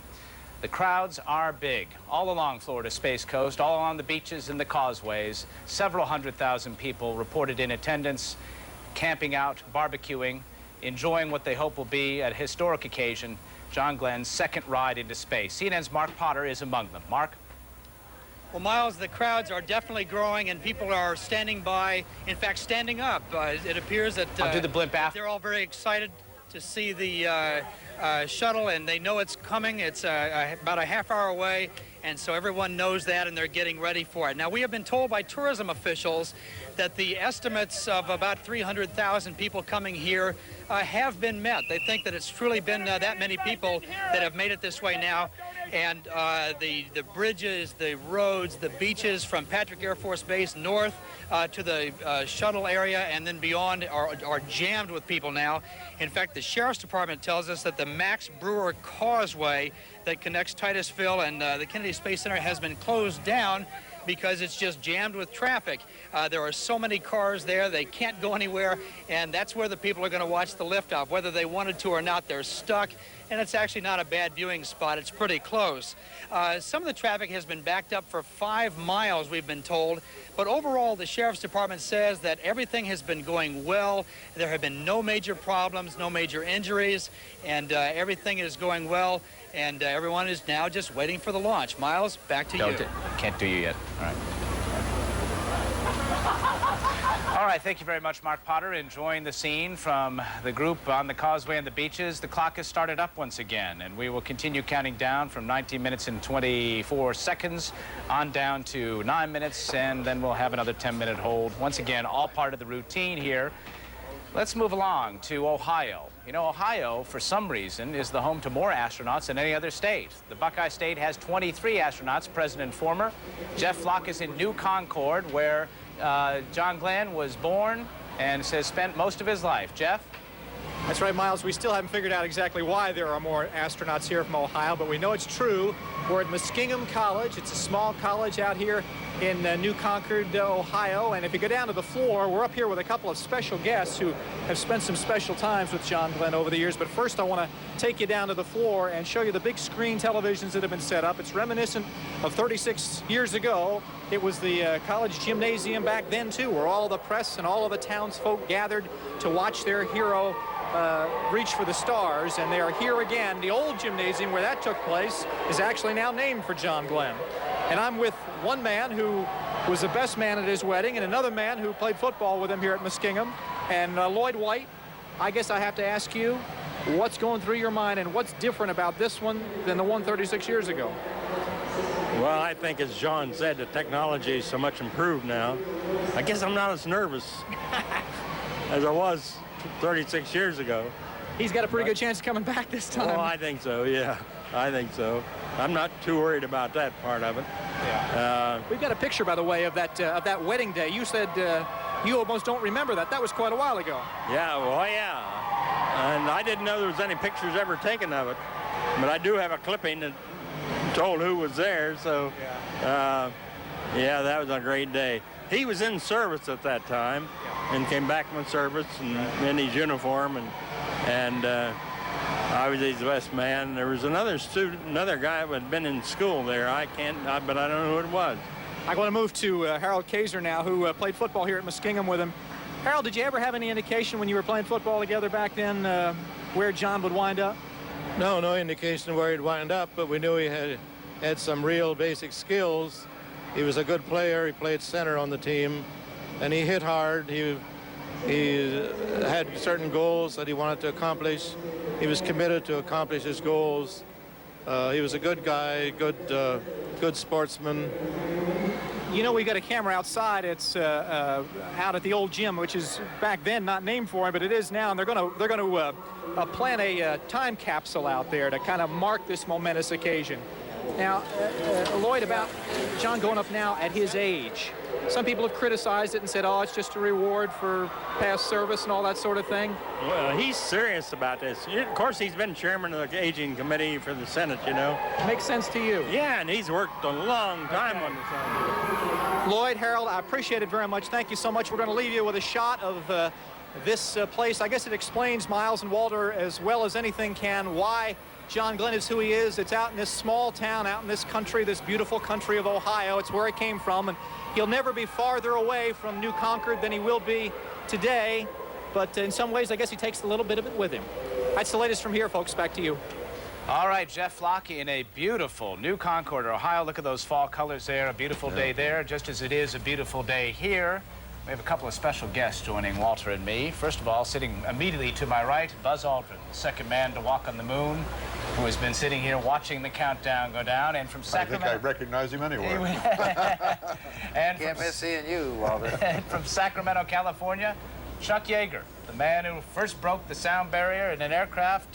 Chuck, first of all, what are you thinking about this flight? Good idea? Yeah, pretty good deal. You know, NASA sorely needs some publicity, and they couldn't have picked a better guy than John Glenn, who did such a tremendous job back in 1962. And I'm watching with a great deal of anticipation. And Talking to Walter Cronkite, man, I get the feeling this is an old man's show, with the exception of the young six that are hauling John up into space, and talking to Walter, who's been around for a long time, and myself. Last time I saw Walter, we were on the ramp at Edwards looking at a bunch of old airplanes, if you remember, Walter. Never forget that, Chuck. And as a matter of fact, I wonder, are you a little more comfortable today with this form of rocketry? You and I, after my talking to you, I became convinced that we should have been working on returnable aircraft from the very beginning, rather than go for the disposable booster. Yeah, basically, like you got Buzz there beside you, he sort of served as a commandant of the Aerospace Research Pilot School. The Air Force was very much in space with the MOLD, Manned Orbital Laboratory, and the X-20 Dinosaur, which was a reusable space vehicle, but they sort of changed things in 1966 and made space for peaceful purposes, and we sort of backed out of the space program, and consequently, NASA has done a very good job, with the exception. I just sort of get the feeling that it would have been better to put a young astronaut in that seat that John is sitting in, so that we could use him for the next 15 years. Yeah, well, when you took X1 up there and broke the sound barrier, we thought maybe you'd go right on up to the stars. Well, I wasn't qualified to be a NASA astronaut since I only had a high school education, but it was fun flying airplanes. You bet. Well, you did a great job of it too, Chuck. Thank you very much, Walter. You bet. Good Chuck, let me ask you one question. I know in the early days of the program, test pilots such as yourself often had disparaging remarks for astronauts. They felt the old spam in the can analogy applied. I assume you think differently these days. Is that true? No, basically the shuttle is an airplane, and the guys who fly it like an airplane and land it like an airplane. Originally, with the stuff that Buzz flew and the original 7 astronauts, they had very little control over where the vehicle landed because they had a very low L over D. And consequently, I was an airplane guy and didn't hold an awful lot of interest in the capsule return. The shuttle's a different vehicle because it flies like an airplane. Well, go ahead. I'm afraid if we had stuck with airplanes, the Russians might have beat us to the moon. I think we needed capsules. We needed the simplest way to get up and then provide the maneuverability on orbit and as much control of the landing site as possible. It certainly is a viable way to put things into orbit with airplanes, as we're seeing with the shuttle. I'm very much in favor of booster rockets, first stage rockets, coming back and landing like an airplane, but being launched vertically. Yeah, well, I wonder. Go ahead, Chuck. Yeah, basically, Buzz, if you recall, the X-20 was a very similar vehicle to the shuttle itself, and but we'll never know, so it's all speculation. Well, I suppose in a perfect world you could have had both programs going simultaneously, but money was scarce as it always is. Perfect, and even richer world. Exactly. Well, when an airplane has to carry all the fuel along with it, it gets to be quite large. When it's just being boosted, as the shuttle is just being boosted, and the X-20 was just going to be boosted, you have to do something to contain all that rocket fuel that's going to get it going up there, and you'd like to recover that part, and that means a recoverable booster. Yeah. Chuck, I want to ask you, you said at the outset that you feel that NASA needs the publicity, and this is a good publicity, well, stunt perhaps. NASA continues to insist this is about science. Do you believe them? Yeah, well, I don't believe it's as important as you would be led to believe, basically because 1 7-day orbit by one old guy, like we all are old, in my opinion, won't give you very valid data, and that's the way I feel about it. Would you like to go if you had the opportunity?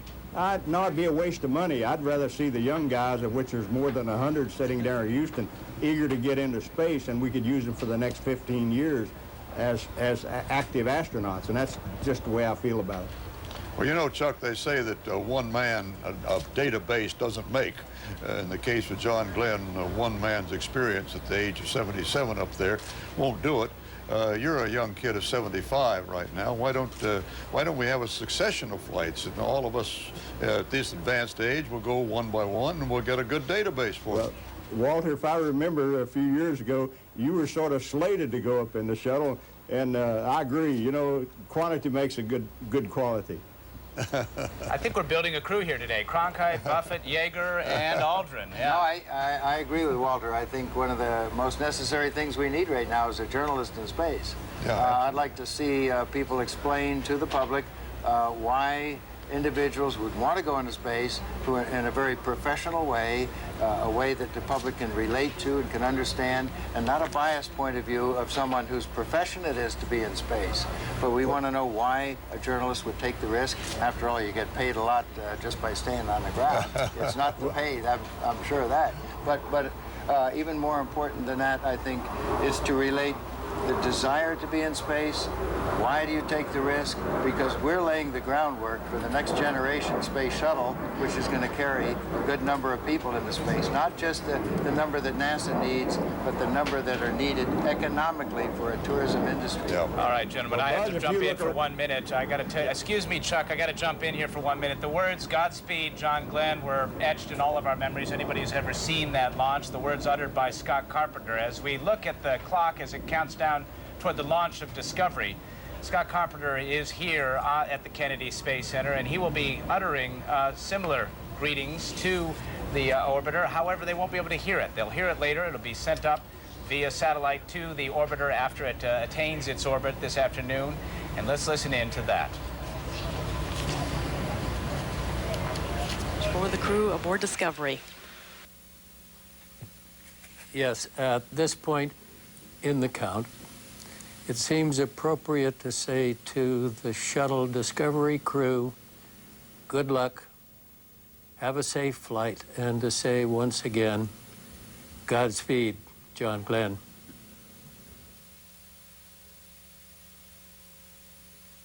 NTDSO.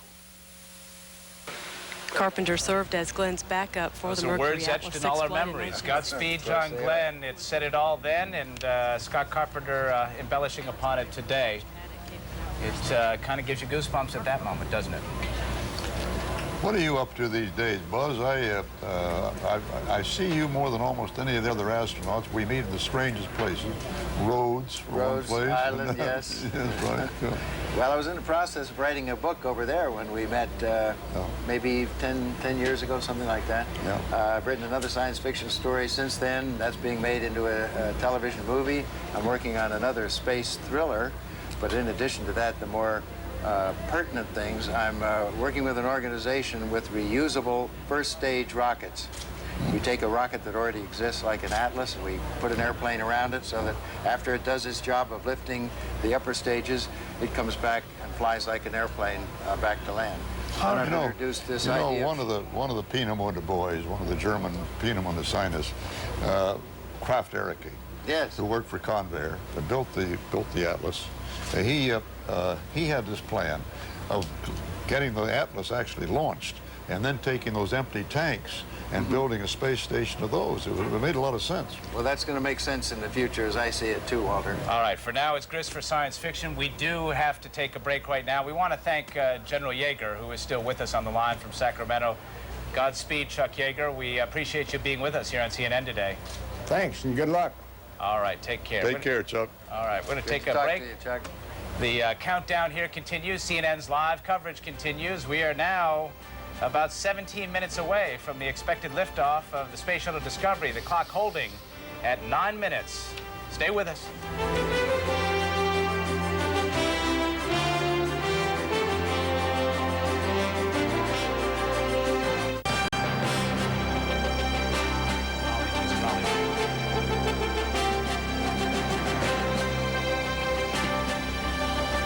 Welcome back to our continuing and extensive coverage of the launch of STS-95, the launch of Discovery, the return of John Glenn to space. You're looking at live pictures taken from the Goodyear blimp at some of the causeways, docks, and beaches where hundreds of thousands of people are expected to witness this launch now, about 14 and a half minutes away. This has been a controversial mission all along. A lot of people have said it's a part PR stunt, maybe it's a political payoff, that it has really little to do with science. Among those critics, a former NASA historian, Alex Rowland, who now is in academia. He joins us from Duke University in Raleigh, North Carolina. Alex, is it a stunt? Well, it's not quite a stunt. That is, I think it's a trip that Senator Glenn has wanted for years. and he finally prevailed upon NASA to let him fly. And I think most of us, even the critics of the flight, think that it's a reasonable thing to do. Glenn has had a very distinguished career. He never got his chance for his second flight, and I think we'd all applaud it if he would just go up, and we'd all recognize it as a nostalgia trip, which we're all having, I think. The problem arises when you represent it as science, because it's clearly not science. What about the risks involved, Alex? Do you think it's too risky putting someone of this age on a space shuttle where a situation might occur where they'd have to rapidly exit? Well, I think there is a slightly elevated risk if you have someone, first of all, who hasn't trained as much as the other astronauts, and also, you know, just isn't as young and isn't in their physical condition, though Senator Glenn is a remarkable physical specimen for somebody 77 years old. So I think there's a slightly elevated risk, but I don't think it's terribly significant. Dr. Rowland, you're critical to a degree of the raison d'etre, at any rate, for this flight. Right. But you're also in the history department at Duke University. And looking at space so far and its position in our economic priorities, these flights cost around $500 million apiece, average around $450 to $500 million. That would build an awful lot of schools. I meant to ask this to the president. We ran out of time. But is it in your mind, a history professor, is it worth it? I don't think so. Clearly, after we've developed this capability to send people into space, we want to sustain it and maintain it. I'm not sure we have to do as many flights as we do. And in fact, that number of 450 or 500 million is NASA's number. I think a much more realistic estimate is $1 billion. Some people have even estimate $1.5 billion for each flight if you include development costs. That's a lot of money to send people up when they really don't have very much to do in space. If you look at it historically, the phenomenon is that the great promise that we all experienced in the 1960s, that these brave astronauts were going to go up and pioneer a new frontier for us, has been disappointing. In fact, we've learned that it costs more than we expected, it's more difficult, it's more dangerous, and the payoff from having people in space is far less than we'd anticipated. So I'm not sure it really is a very good bargain. Former NASA historian Alex Rowland, thanks for being with us as we anticipate the launch of the Space Shuttle Discovery, a launch which he, among others, is harshly critical of. We are going to take a break with the countdown clock now still holding at T-minus 9 minutes. Should resume in just a couple of minutes. Stay with us for more continuing coverage of the return to space for John Glenn. Have you done that rundown?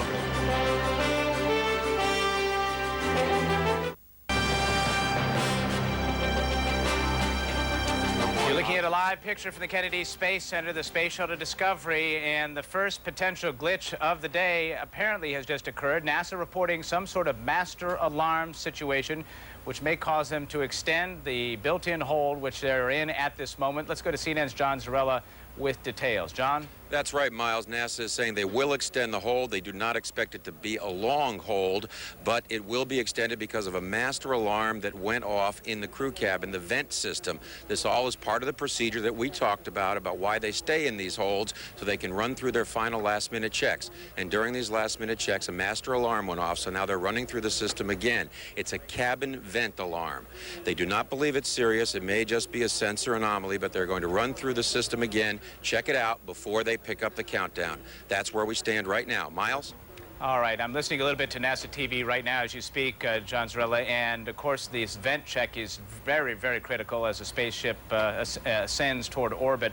I had heard earlier, I thought, that everything checked out when they closed the hatch. What has changed since? Well, apparently they had at least one alarm go off, and then there were some test conductors saying that perhaps a second alarm had gone off. They did not believe it was a serious situation, but they wanted to take the time now to go back and make sure to check it out, to make sure that this is not a serious problem so they can pick up the count. And again, they have emphasized they do believe that the hold will be extended, but only for a short period of time, indicating they think that it probably just descended sensor and they can work through this. Miles?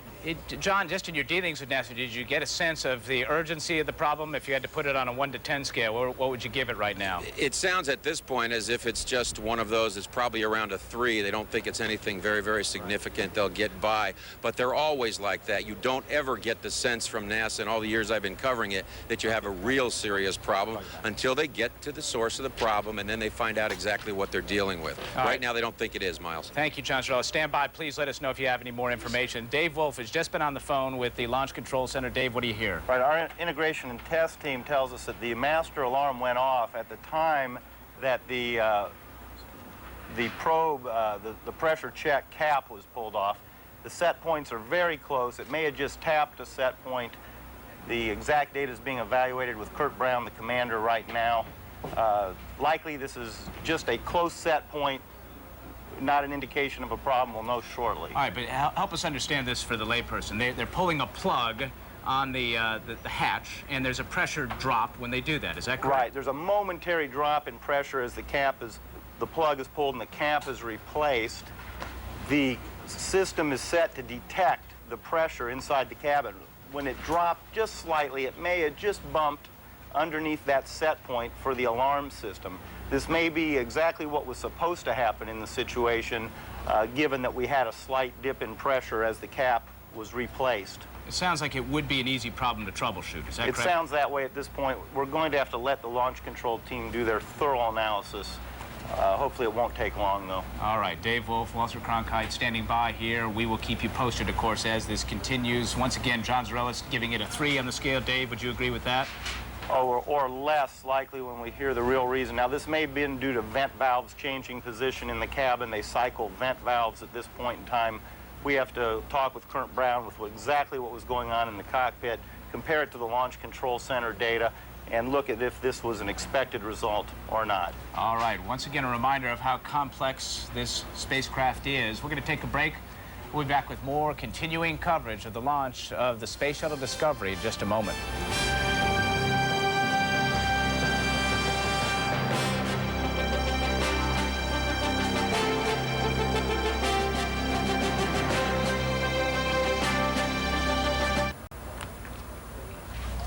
Welcome back to the Kennedy Space Center. Live pictures. The hold continues. 9 minutes and holding as they work one problem, which we are told is a minor problem with a detector which indicated some pressure gradient inside the space shuttle. That problem remains unresolved as best we know. They are now polling all of the people in the trenches at the Launch Control Center. Let's listen in as they do that. There go. Cape weather. Roger, sir. We have no constraints to launch. Over. Ops manager. MMT is go for launch. See engineering one more time.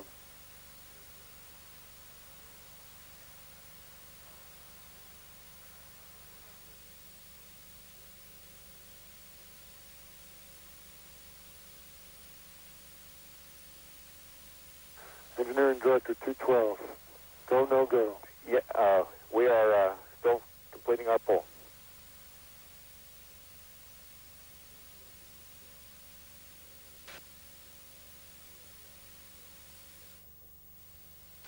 Attention all stations, this entity on 212. We will be resuming the count momentarily. Stand by.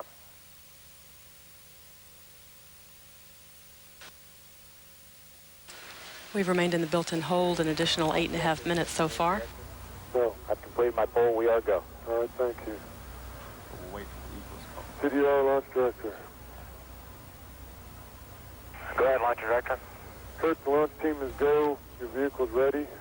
The weather's beautiful out there. On behalf of the entire launch team, you and the crew at Discovery have a great mission. Thank you very much, sir, and Discovery's crew is definitely ready to go, and we would like you to proceed. NTD, pick up the count. I copy that, launch director. And CISL, NTD? CISL? Up through recorder activation complete? Not yet. Okay, and the no constraint of picking up the hold at 9, is that correct? Negative. Copy that. And attention all stations, countdown clock will resume momentarily. CLS NTD, pick up the count on your mark. CLS copies. Countdown clock will resume on my mark. 3, 2, 1, mark. And we're now at T-minus 9 minutes and counting.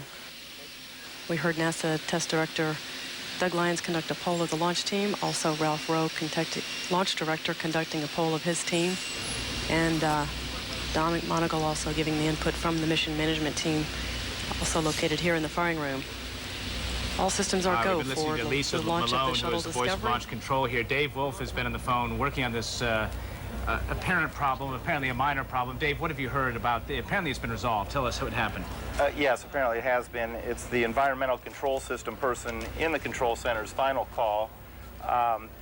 It's as we said, about an hour ago when the closeout crew took that pressurization check probe out to put the cap on, there was a slight dip in cabin pressure. The monitors that are supposed to detect that pressure and tell us if there's a leak got tripped.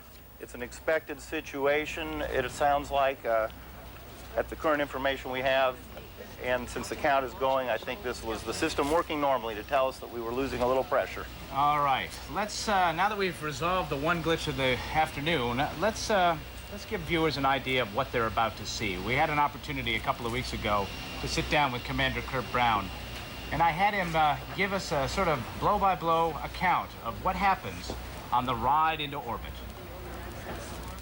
The way I describe that is you're sitting at the stoplight and somebody runs in the back of you and it gives you a big jolt and you're on your way. So that's pretty much liftoff. A little whiplash. A little whiplash. Obviously we're in the seats and we have all the headrests, but it's definitely a kick in the back when you lift off. The vehicle very quickly accelerates right up to 2 Gs, 2+ Gs, and we're on our way. We don't really feel the roll program. We see it more than feel it. We again just continue to accelerate. The vehicle has about 7 million pounds of thrust. It only weighs about 4 million pounds, so it's quickly accelerating. Approaching the 2-minute point, the boosters are separated about 2 minutes and 10 seconds. And approaching 2-minute point, the boosters start losing their propulsion. We start slowing down. The acceleration bleeds off to about 1 G, basically what we're sitting on the pad with. And then we have a big flash in the window, and the boosters are gone. They're separated. And then we're basically just on the shuttle main engines feeding the fuel out of the big tank. And then we start a slow climb up the hill. We start accelerating again. The G level starts building up as we burn down fuel out of the big tank. And that happens up to about 7 minutes, a little over 7 minutes into a flight. The G continues to build. At that point, about 7:30 or so, we're up to 3 Gs now. We've increased our acceleration up to 3 Gs. The shuttle main engines start throttling back now to hold that 3 G schedule because we don't want to go over 3 Gs. And we hold that 3 G profile all the way up to 8 minutes and 30 seconds into the flight, at which time the main engines are commanded to shut down, and we go from 3 Gs, impressive 3 Gs, because by that time you're really happy to get rid of that 3 Gs. But it goes from 3 Gs to 0 G in about a half a second. It's quite impressive, quite an experience. I find that hard to do. We're back live now. We're back live, and that is the gantry, if you want to call it that, the white room that has been retracted from the Space Shuttle Discovery. We're now in the 5-minute range on the countdown. Difficult for me to see the clock where I am right now. The Space Shuttle Discovery, apparently everything all set and ready as far as we can hear. Let's listen into mission control, the voice of Lisa Malone, and the communications between the commander and the controllers. Correct. The countdown clock will hold at T-minus 5 minutes due to NTE hold request. All right, There's a 10-minute hold coming up, didn't it, 9 minutes? Well, we're past that now, but we're about to have a 5-minute hold, and we're going to try to figure out what that is all about. Apparently, we have a report of some aircraft in the area, and that obviously is an important T-minus issue 5 because minutes we don't wanna and have holding. Let's listen to Lisa Malone. Oh, with The countdown clock is holding at T-minus 5 minutes. Again, the range safety officer monitoring the airspace within the Kennedy Space Center vicinity reported an aircraft in the area.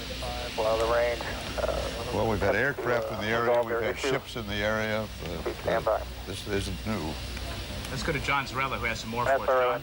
John. Miles, what they're saying is they have an aircraft in the area, they can't find it, so they are holding the count at T-minus 5 until they find out where that aircraft is or was, or if indeed it is in the airspace. That's where we stand. That's why they're holding. Range safety. Well, all right, I gotta ask a stupid question. If they can't find it, how do they know it's here?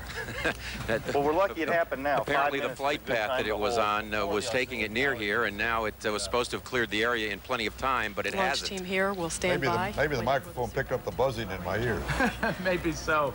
Maybe so. How often does this happen? We're joined also, we should tell our viewers, by Bernard Harris, also a shuttle veteran, a man who's done spacewalks and who's now firmly grounded right beside us here. Bernard, how often do range safety considerations involve aircraft? Well, most of the time it does, because they're scouring the skies above the whole area to keep people out. They're also doing the same thing on the surface of the water to keep ships out. And so it's the job of the range safety officer to make sure that nobody gets into that precious airspace that we're flying in. They've got to worry about ships in the water, of course, out there, because they're going to dump those external tanks. Are going to come down. They come down pretty late. Not in this area, but the booster motors do. They're going to be coming down with parachuted down, but they come in pretty hard. That's true. That's true. They have parachutes and land about 20 miles or so out, so we want to make sure we keep that cleared. It's kind of be startling to be in your boat and have this thing land on top of you. Startling is a nice way of putting it. Dave Wolf, let me ask you this. Do you know what the sanitized no-fly zone is for shuttle launch? Actually, I don't know the exact boundaries, but we had a range safety hold on my first flight. In fact, a cancellation due to a range safety issue. Really? Okay. Yeah, so this happens now and then. Yeah, there's another consideration, too, and that's a return to Kennedy Space Center abort.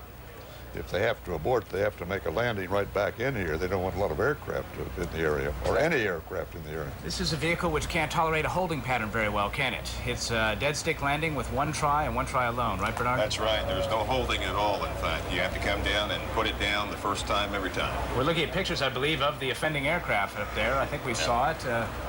Maybe not. We're not certain. It's an aircraft anyway. It could be the one. It may not be. Apparently, NASA can't find it right now. We continue in our hold at 5 minutes. This is, let's see if we can listen in to NASA for a moment. You know, Please keep me advised. any hold is a little worrisome because, as always, it seems, when things start going badly, they compound.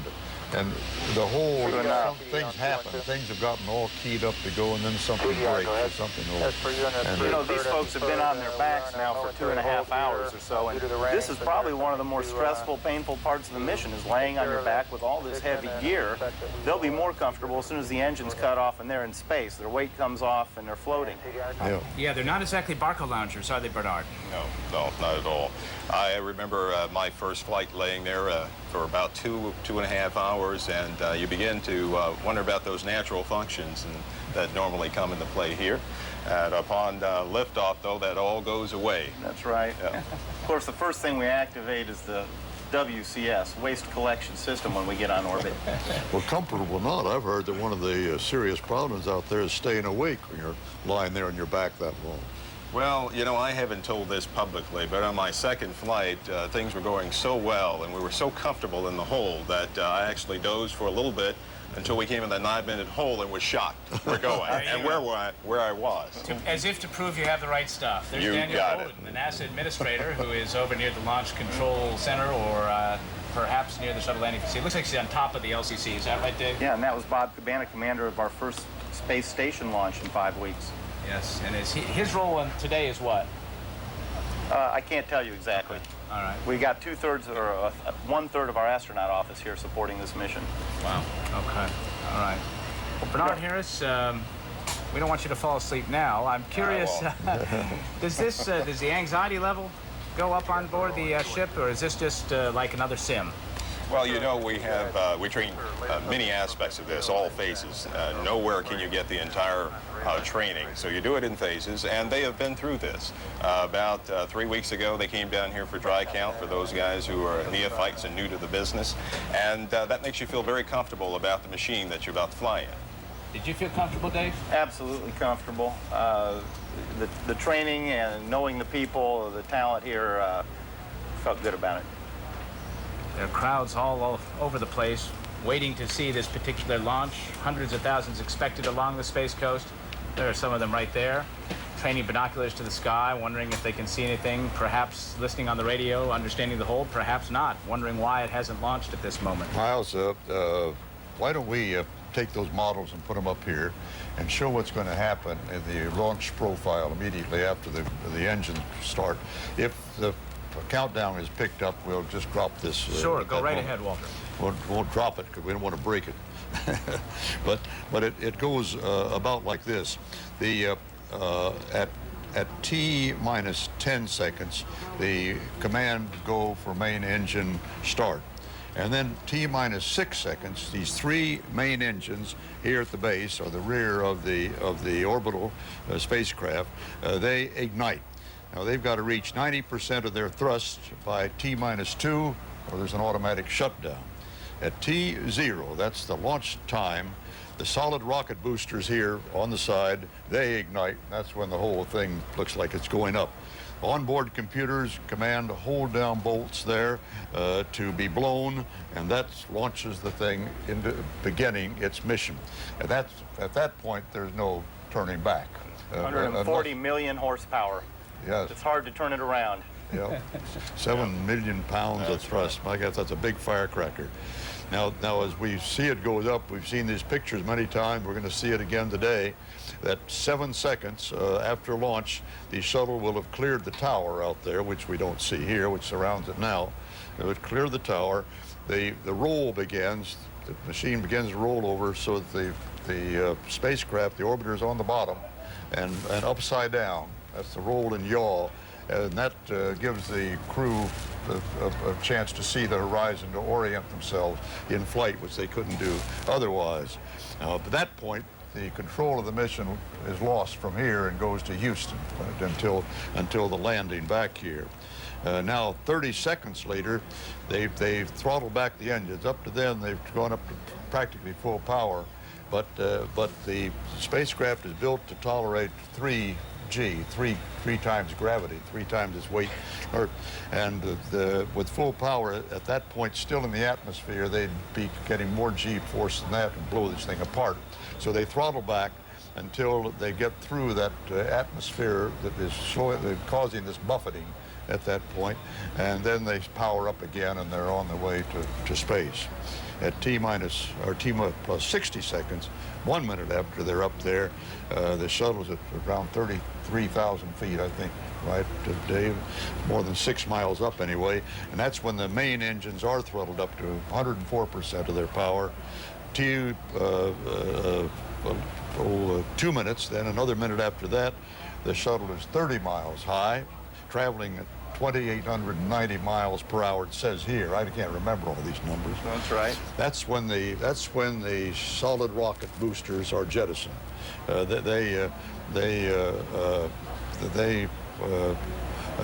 T plus 2 minutes. They're jettisoned, they parachute down after 17,000 feet, are recovered and rebuilt for future missions.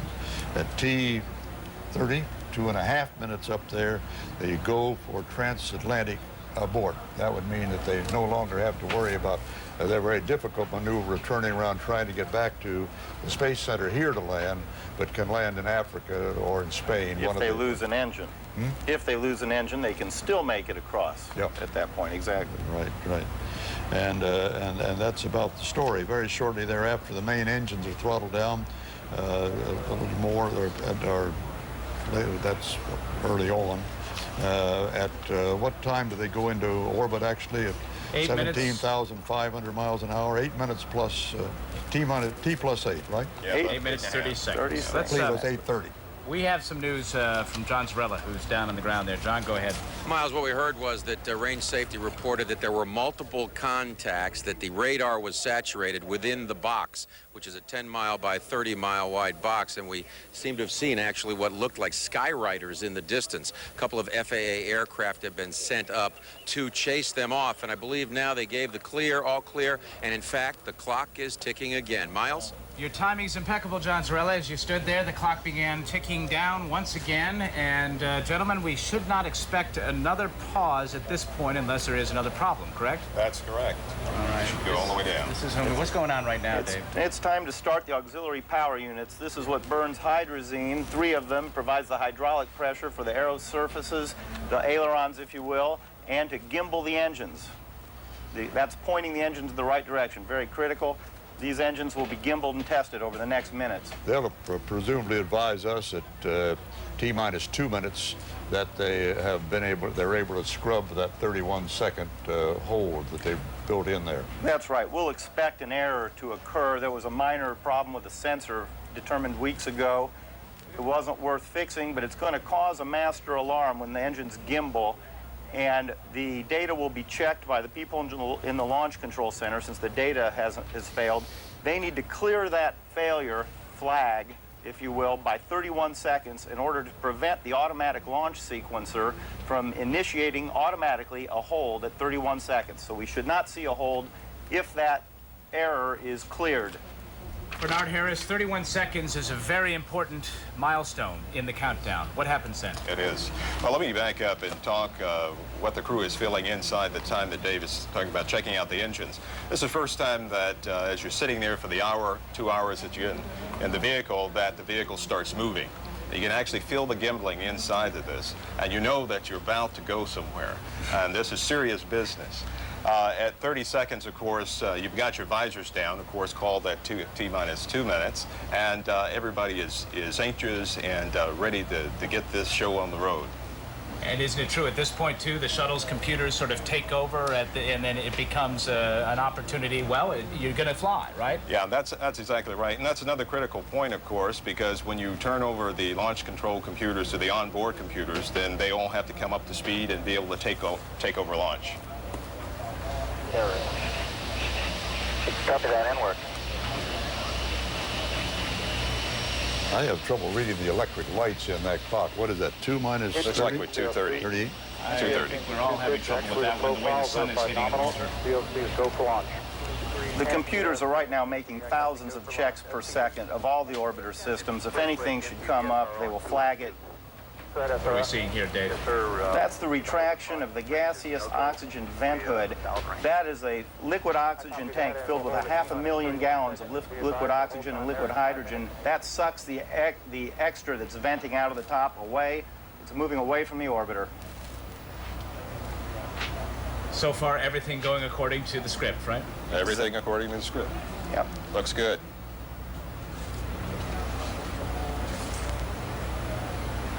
Again, we're looking for the solid. They're talking about the engine 2 pitch. I believe they're removing that hold. I believe that's what they just said.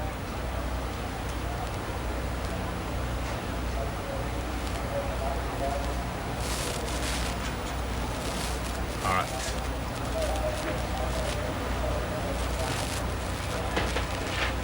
The winds of discovery lift us onto the future. Just the an visors electric. have been closed and they've gone to oxygen, so they are ready to fly now. It's just an electric environment here today. Okay, apparently there's another range safety issue to report. They're going to hold at, oh, I'm sorry. They just say the range was clear.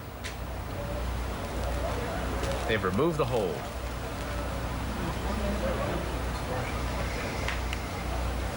At 31 seconds, we go to a fully automatic computer-controlled launch sequence, checking just thousands of parameters per second. Even checking the main engines after they're lit at 6 seconds, that they reach 90% thrust and everything's normal. All right.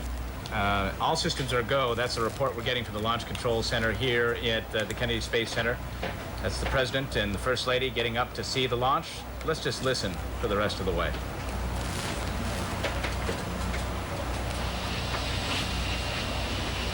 T-minus 20 minutes, 20 seconds. You hear mission control? T-minus 15.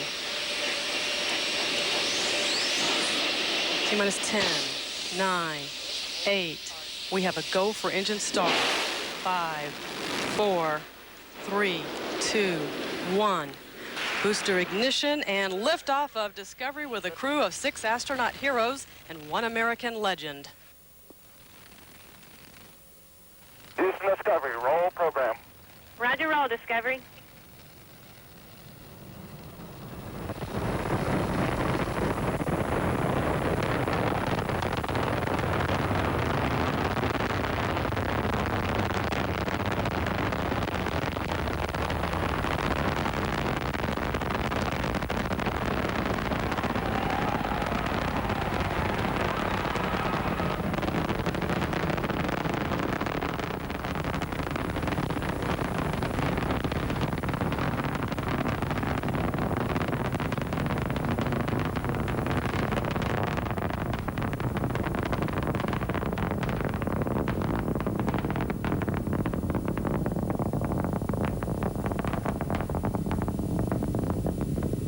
Discovery Houston, go at throttle up.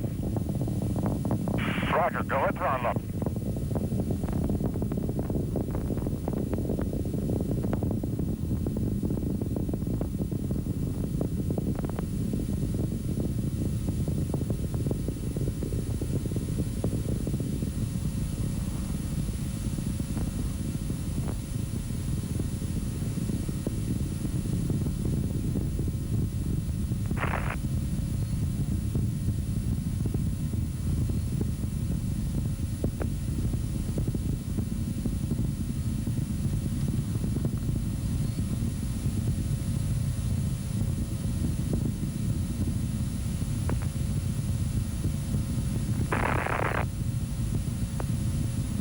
One minute and 50 seconds into the flight, Discovery now at an altitude of 25 miles, traveling at a speed of 2,900 miles an hour. The next event will be burnout and separation of Discovery's twin solid rocket boosters.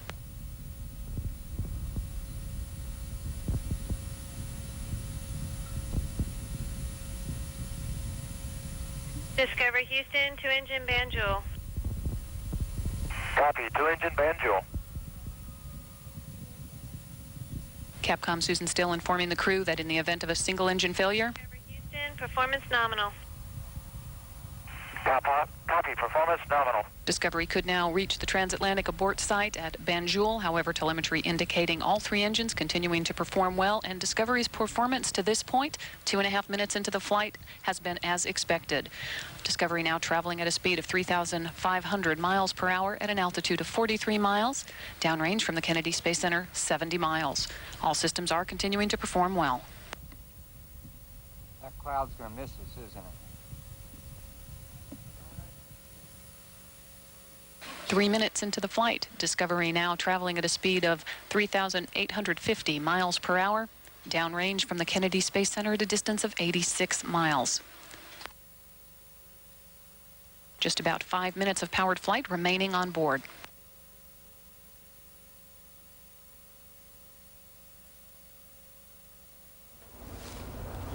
Three minutes or so into the launch of Space Shuttle Discovery, everything is nominal, as NASA would put it. The President watching with binoculars, the First Lady beside him.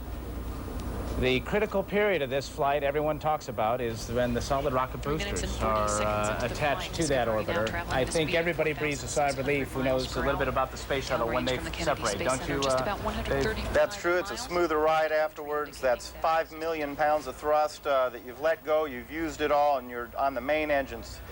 It's always critical, though. Let's keep an eye on all this. What's going on right now, Bernard? Well, what's happening right now is, as Dave said, we've got rid of solid rocket motors. Everybody inside is breathing a sigh of relief, and you can tell here at the launch site control center, people are also. And of course, the main reason that's the Challenger accident, and that's the most critical phase of the flight. So now the crew is sort of laying back and taking it all in, but physically, it's still a physical ride. Very violent ride, very noisy on the inside. It's hard to talk to your fellow crew member, and right now the G load is beginning to build up, and we'll go just after the solid rocket motors are released down to 1.5 Gs and work our way up to about 3 Gs. Right now, if we lose one engine, we can still make it across the Atlantic on 2 engines for an abort site. And that would in this case be Banjul, the Gambia.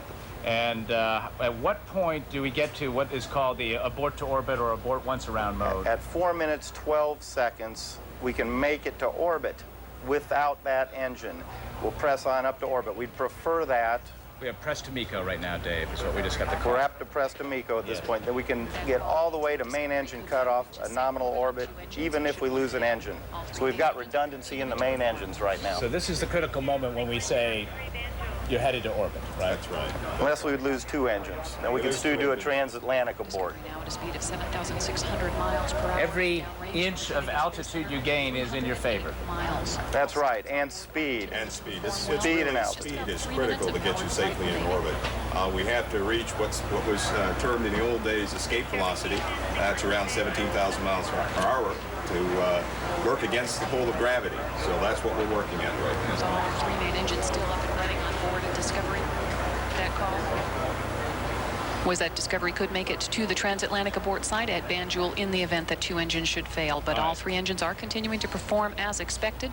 Discovery now downrange from the Kennedy Space Center 385 miles, traveling at a speed of 9,100 miles per hour at an altitude of just about 68 miles. All right, what they just said is if they lost 2 engines, they could still do a transatlantic. Still make it transatlantic, and momentarily we should be able to get to orbit even with the loss of 1. Actually, we're past that point. Doing good. Looking very good.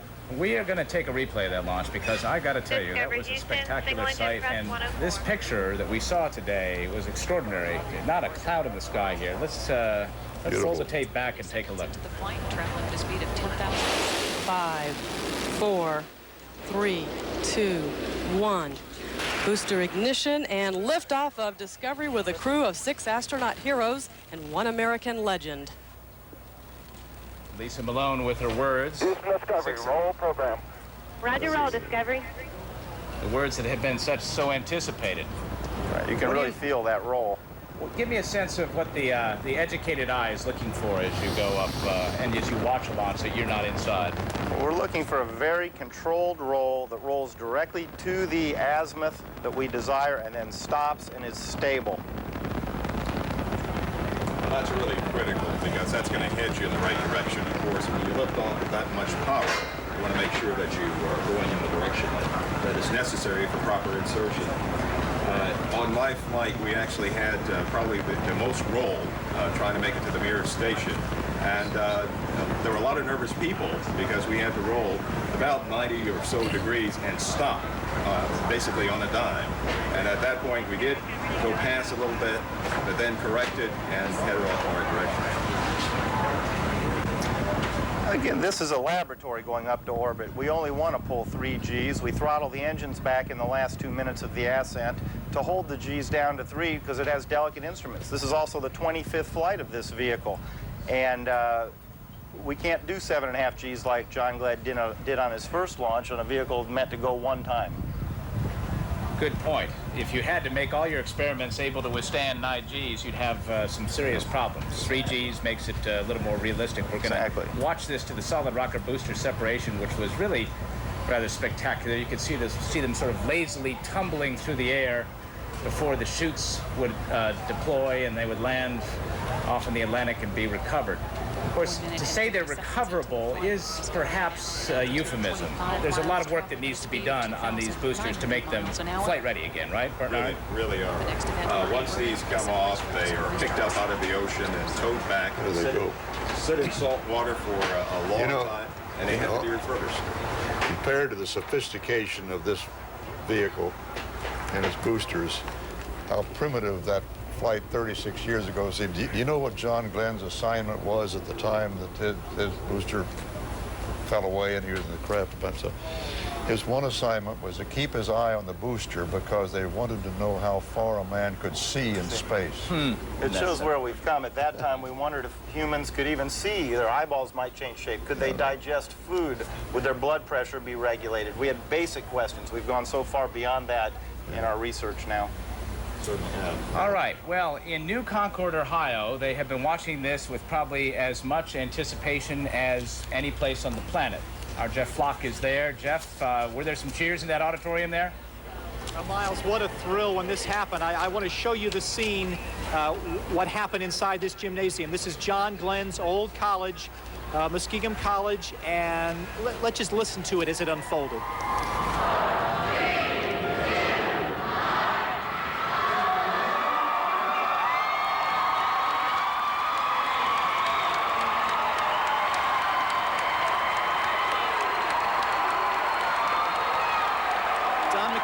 Was the former principal at John Glenn High. What was going through your mind at that moment? Well, that was great. That was the excitement. That was just absolutely fantastic. I was here as a student in '62 when John Glenn went off, and I know the anticipation we all felt then, but it seemed like it was greater this time. Were you scared at all? Yes, I was scared. I mean, having known him personally and still know him as a friend, I had a little bit of apprehension, but boy, was I relieved when I saw that thing go off. Okay, a veteran and then someone new to it. Catherine Dobner's a student here at Muskingum. You really had a look on your face. Well, it was, I mean, everyone was cheering, and the whole thing I kept thinking of is, he's not up there yet. You know, like, just anything could happen between now and then. And so it was like, until I couldn't see it, it was like, okay, I'm waiting. I couldn't cheer yet. The whole time, my heart, like even my heart's still pounding from it, because it was just so amazing just to hear everyone scream and like the whole reaction. Yeah, pins and needles here, obviously. Mr. Cronkite remembers all of the delays when John Glenn went up last time, and we thought we were going to have a repeat of that here for a moment, but folks that had been through that were kind of reminiscing about that. But everybody very happy here at his old college. We'll leave you with that shot that we had out there that kind of gives you a perspective of where we are here in Ohio, in the middle of America. John Glenn on his way, and they're very happy here in New Concord. Jeff Flock, thank you very much. A little slice of Ohio, the land of astronauts, apparently, for some odd reason. We haven't figured that out yet. Maybe we'll get an answer before the end of the day. We have one more replay to show everyone here. This one pointed in the opposite direction. Let's take a look as we look at...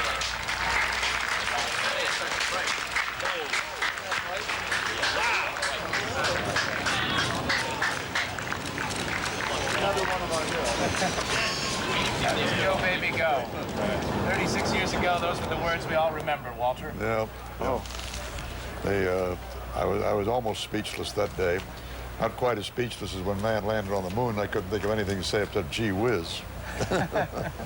It's hard to come up with words to match the occasion. Oh, yeah. Now, Dave Wolf, you brought some old newspapers here, is that right? That's right. Stumbled across a few things in the last few weeks. First of all, a copy of the Griffin George Daily News from February 20th, 1962. All right. We might remember this. Yeah. You could read that headline. Is that where you were at the time? That was the launch day. I was 5 years old. The average age of the crew right now was up. It's going in orbit was 5 years old that day. You felt fine, tremendous. All right. I think we all remember that. I was about 6 years old at the time, and was inspired by what was going on in the space program to do what I'm doing today.